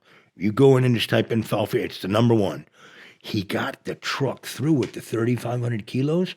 They cut open the lock. It's a seal lock on the door. And then they put a customs one to say this went through. So when Pensacola, DEA, and FDOT cut it, they were cutting off the U.S. Customs. Wait a minute. This thing got through because we went there. I'm like, Nicole was my investigator at the time. We're going to go there. And you're going to film the shit out of everything you can as quick as you can. Because they are going to lose their marbles when they see us filming. Right. I didn't tell anybody I was coming back. We just cold called up to Falfurrias. Nicole gets out with the camcorder, before cell phone, and is filming everything. I'm like, Mr. Walsh, get back in the car, please, drop the camera. What are you talking about, man? We're filming you. Right. What are you pointing a gun at my head for? Aren't you working for me? Aren't you a public servant? Don't you get a Statue of Liberty check? Do you get a Statue of Liberty check to point guns at my head and my investigator? We're filming you guys working. Right. What the hell are you talking about? You got your own cameras up. We want our cameras up. I want to film my government not hard at work. Right. You know what I mean? But they don't like that. They don't like their shit. They do not like you looking underneath their rug. And he got through 4 dogs, a complete U.S. checkpoint, the number one checkpoint. Mm-hmm. How did he know it was there? If he got it through Falfurrias, DEA agent, because I love when they do that shit, They're all special agents. I don't let them get away with that. I'm a Special Agent Mike Walsh with the Drug Enforcement Administration. I'm Special Agent Mike Walsh with the Federal Bureau. So my first question is, why did you tell the jury you're special agent? Right. You're a regular agent. You had special the day you graduated the academy. You hadn't even made one collar and you were already a special agent. You're a regular agent who just calls himself the special agent, right? They don't know what to do with that question. Right. Nobody asks that. I don't mean I'm special, Matt, but, we're going to start from square one. You said your name was Special Agent Matthew Cox. So I want to know, let's start right off with special. Let's find out what's special about you. There's nothing special about you, and the jury needs to know that. And then they come up with this shit, man, and they have these scripts that they go on. The narcotics business is... it's dark. It's a dark web, and it's hard to navigate. No, you just have no evidence. It's not hard to navigate. You just have no evidence. So you tell them the jury, and the jury's like, yeah, that's a scary world. I don't know where 3,500 kilos came from, but I remember it was getting ugly, and the head agent was an asshole. He was a real asshole. And I mean, we pulled a Miami on him. And we did it honestly. We didn't pull any fraud. But we just Miami'd that whole courtroom that day, and they didn't know what to do. They weren't ready for a fight. They were pissed. And I remember the agent kept looking at the prosecutor going, object, object, God damn it, object. You know what I mean? I got to chew tobacco out here. I'm chewing in court. Like, this is great. I like to chew tobacco. You know what I mean? This is home. Nobody's saying anything. All 12 jurors showed up for 6 days wearing suits. I've never seen that anywhere, Matt. I've been over 120 jury trials, countless bench trials. Have I ever seen every juror every day wear a suit? Why? What's with the suits? It's all retired Navy up there, man. You know, they believe, and I respect that. They are good Americans. I don't mean that they are dope. Yeah. They listened to the evidence and they ruled on what should have been. Right. This guy went down and picked up a load, right? Right. And I got my friend Stan, and I was talking about my buddy from the Army. He was a truck driver for years till he had a heart attack. He's alive, but he can't drive trucks anymore. And I said, how would he not know? He goes, are you kidding me? When you pull up to a warehouse like that, a lot of times you're like, driver, there's a lounge over it, like a trailer you can go get a shower in or snacks or something, but you're not allowed back in the loading dock because insurance won't do it. You got to have the forklift or the union or whatever you got. I said, wait a minute, how many times have you pulled up and not known what's on your truck? He says 99% of the time. Right. They knock on the door, driver, you're loaded. Here's your bill of lading. It says, I got Lay's potato chips. You pull out, it ain't Lay's potato chips because you're pulling ceiling tile. You can feel that if you're a driver. Right. But if it feels like Lay's potato chips, it must be Lay's potato chips. Right. And for them to just swoop in and take down people like that, that's wrong. Yeah. And there's a lot of truck drivers that have been fucked on that route before. They don't hire a good lawyer. Like, I didn't know the shit was there. Which, even if you're guilty, you're going to say that. You're not going to get out of the truck and go, yoo-hoo, DOT. I got a ton of kilo. I got a ton of cocaine in the back of my truck. Right. And do that. So the innocent and the guilty have the same defense. I didn't know that was there. Yeah, that's not a very good defense. That's a shitty situation. Right, but what do you do when that is your defense? You pull up to H-E-B Foods, Brownsville, Texas. It's called a hook and drop, too. You drop your trailer on one side, you pull around to the other side, and the trailer's already ready. It's already sealed. Yeah, you don't know what. You got don't truck even get to number see the guys get it out. 176J, and you look at the numbers on the trailer, and you back up. It's called a hook and drop. I had to learn a lot about that. But I wonder how many people are sitting in jail from hauling a ton of in a truck they had no idea. Yeah. They didn't want to hear anything. We were willing to meet with him. We offered my guy to meet with and tell him who we met. No, he knew. What do you mean he knew? How do you know that? Are you clairvoyant? Yeah. Do you have a crystal ball? Do you read the tea leaves? How do you know he knew? They have to act with 100% certainty to sleep like babies at night when you're putting innocent people in prison. I couldn't do that.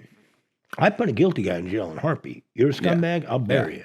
I used to always say that was the nice thing about me being in prison was I knew I was 100%. Maybe I don't agree with the time, but I definitely needed to be in prison. Yeah. Right. Like you meet some guys where you're like, wow, like I see how you got yourself charged because you're an asshole. Right. You know what I'm saying? Like you made some major mistakes during the investigation. You were just a dickhead, but being a dickhead shouldn't end you up in prison. You know what I'm saying? But it does sometimes. Sometimes they're coming at you and you're being an asshole because you think you're innocent. So you think I'm good. I can be a dick. Jeff Boatwright, 20-something years in jail. All he had to do was give him the Santeria. If I weren't Jeff, I would have made up a name. I wouldn't have, not to lie. Right. But I'm at sentencing. Yeah. And you want the name of my Santeria priest. Yeah. Esmeralda Hernandez. Yeah. Whatever it is. I would tell it, but I don't know her name. Oh, okay. Jesus. All right. Yeah, you can do an extra 7 years. Because I'm not going to lie to the judge. I'm not telling you to lie to the judge. I'm telling you to give the name. That. And he didn't get it. That was a guy, he was going to prison for what he did, but he had double the time because of the way he handled it. Right. I was in prison with a guy. God, I can't believe I can't remember his name because I do remember he got exactly the same. He got 26 years. Yeah. He went to trial because he had done a bunch of no-doc loans. And his defense was, or had tried to be his defense was, I had a mortgage broker. I went into the mortgage broker. he knew my information. Like he's like, after the first couple of houses that we bought and we were renting out, and sometimes we're buying them, flipping them, sometimes we're doing different things, you know. He said after the first or the second one, he's like, I'm now just going in signing. Right. A point and sign. He's like, he has my information. Point and sign close. Point and sign close, of course. He's getting 100%. I wish his name is on the tip of my tongue. But, you know, he got 26 years. Went to trial because he said, I went to trial because he said they were offering me like 3 years. He's like, I went to trial because he said, I didn't do anything wrong. And it was like, oh, if only. I would say, look, if you're guilty, you're 100% going to go to prison. If you're innocent, you still got about an 80% chance. Right, especially on a conspiracy charge. Yeah. That's why I said of all the conspiracies that wrap up innocent people, mortgage fraud was the most. Because you'd have some mother co-sign something for her 40-year-old son, and they bring her in. Yeah. She had no idea. She thought she was doing her adult son a favor by using her credit. Right. You know what I mean? We're talking about somebody who never did anything. Oh, I got a good case. The maid in Stanford. The maid. Let's hear about the maid. All right. This is a good one. By the way, that guy taught the guy I'm talking about. He taught yoga. Do you know who I'm talking about? Which one? He was in Paul? No, not quiet. There was a guy named he was a quiet talker. Mark. Phil the Mercer? No, he was. Mike Smiley? No, it was shoot. You would know him. He was. I guess you wouldn't know him. But anyway, yeah, he taught yoga. Like he was at peace. He was the most peaceful person I've ever met. That got 26 years. But anyway, sorry. Go ahead. No, the maid. I won't say her name. She never had a license. Never drove. She was a maid at the Lake Monroe Motel 6 in Sanford, Florida. Hard-working woman her whole life. Single mother to a young girl. When her daughter was about 13 or 14, the mother's boyfriend raped the daughter. Neither the mother nor the daughter were very sophisticated. It was a different time. Sanford, Florida was the sticks. They were black. They didn't trust white justice. So they really didn't want anything to do it, so they gave the guy 2 years prison. He gets out, man. The son of a bitch does it again. He rapes the daughter again. Bites her nipples, bites her lip, hurts her. This time, mom comes home from her maid job.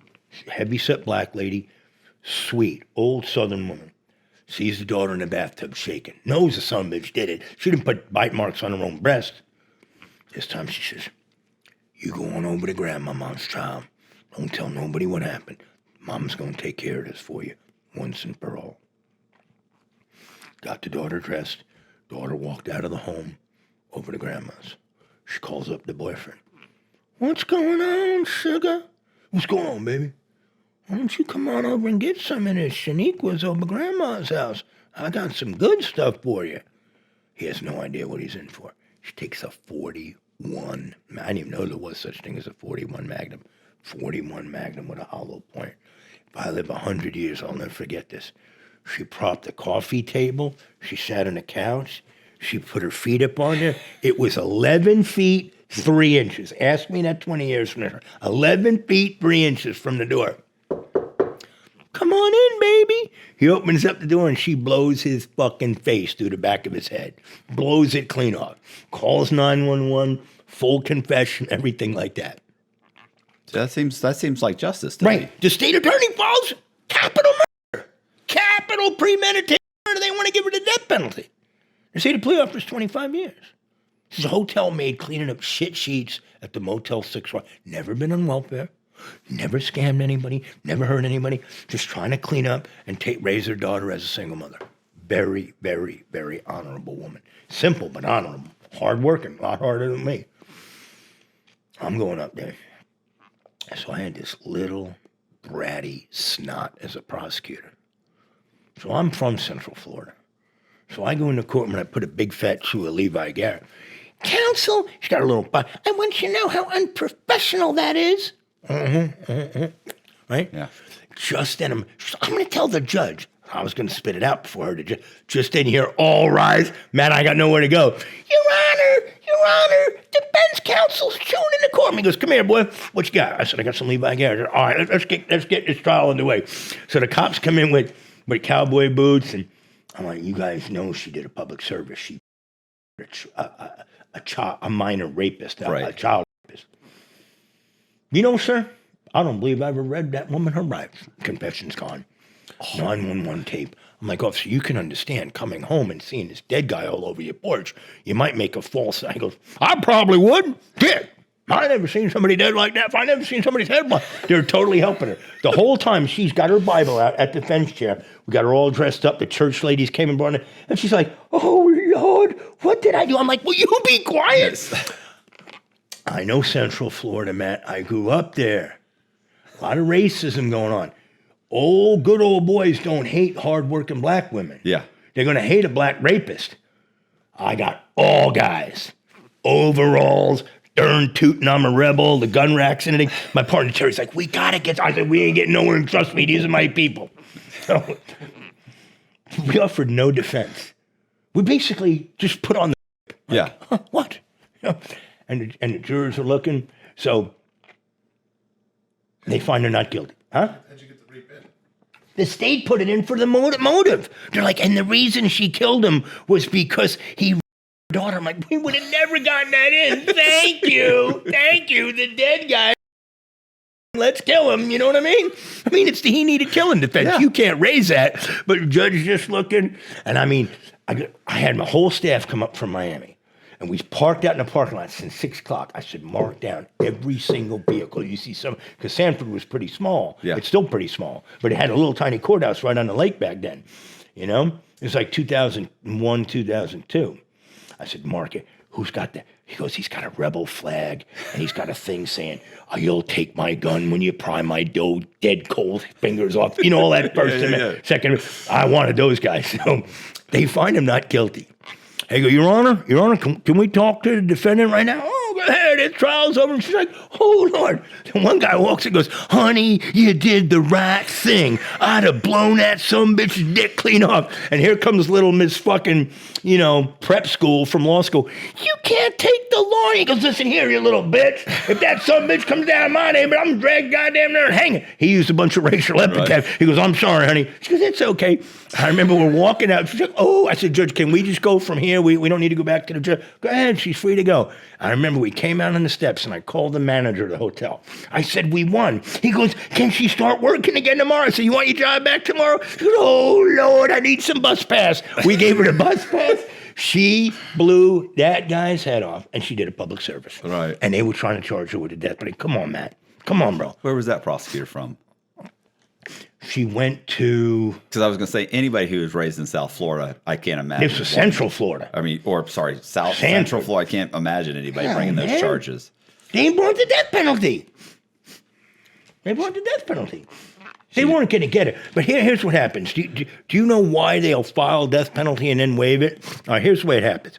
In order to be a juror on a death penalty case, you have to be what they call death penalty qualified first. Right. So you're doing your jury selection. Before you get into can you be fair and impartial, do you believe everything, all that shit, you first got to death qualify. And what that means is this, man, if you believe this was heinous, atrocious, and cruel, cold calculated premeditated, hack CCP, heinous, atrocious, and cruel, cold calculated premeditated, or there's aggravators like you tortured them, will you vote for death? If somebody says no, under no circumstances, they're gone. Right. So you only get people that will vote for death. That's a hanging fucking jury. And then you go to the regular jury selection. Right. You get what I'm saying? Yeah. So what they do a lot of times is they'll file for death to get a death-qualified jury, and then just before the end they go, the state waives death, takes all that pressure, and then we can find her guilty now. She's only going to get life. You know what I'm saying? Right. It's a motherfuck move. It's a motherfuck move. That's exactly what it is. It's, stick it up your ass. But I will never forget that. You know what I mean? We kicked this shit, and we raised no defense. Like, did you read her rights? Oprah? I don't really did. He did. He totally did. It's on the tape. And the prosecutor's like, here it is on the tape. He goes, I don't remember that. I'm like, come on, guys. Guys, she's never broken a law. This guy's fucking into prison. He comes out with his daughter again. And they knew it. You know what I mean? This was a nice, young, teenage girl. Yeah. She did not invite that. Did she not deserve that? But go on over to Grandma's now. Mm-hmm. Mama's going to take care of everything. 11.3 feet. 41 Magnum hollow point. His face went through the back of his head. You know what that thing must have been like when it hit his face? I think it was going 3,725 feet per second. And that thing mushroomed up at 11 feet. I would totally... I was going to say, we good? I would totally live next to it, yeah. Yeah. Oh, yeah. I'm not afraid of it. No, I'm saying, are you good? Yeah. Yeah. Listen, thank you so much for thank coming. you, This man. is great. Thanks for having me a guest in your house. Yeah. Or your studio. All right. Well, hold on one second. Is that it? Hey, I appreciate you guys watching. If you like the video, do me a favor, hit the subscribe button, hit the bell so you get notified of videos just like this. Please consider joining my Patreon. Do you have any social media or anything? Nothing. You got nothing? No, Nope. no I law stay firm? up all that. Nope. No. No, I'm suspended right now. Oh. Please. Yeah, I am. Please hit the subscribe button. I appreciate you guys watching. See ya. Yeah, I should have put that out there. I'm suspended right now, but right. not for any bad reason. All right. See ya.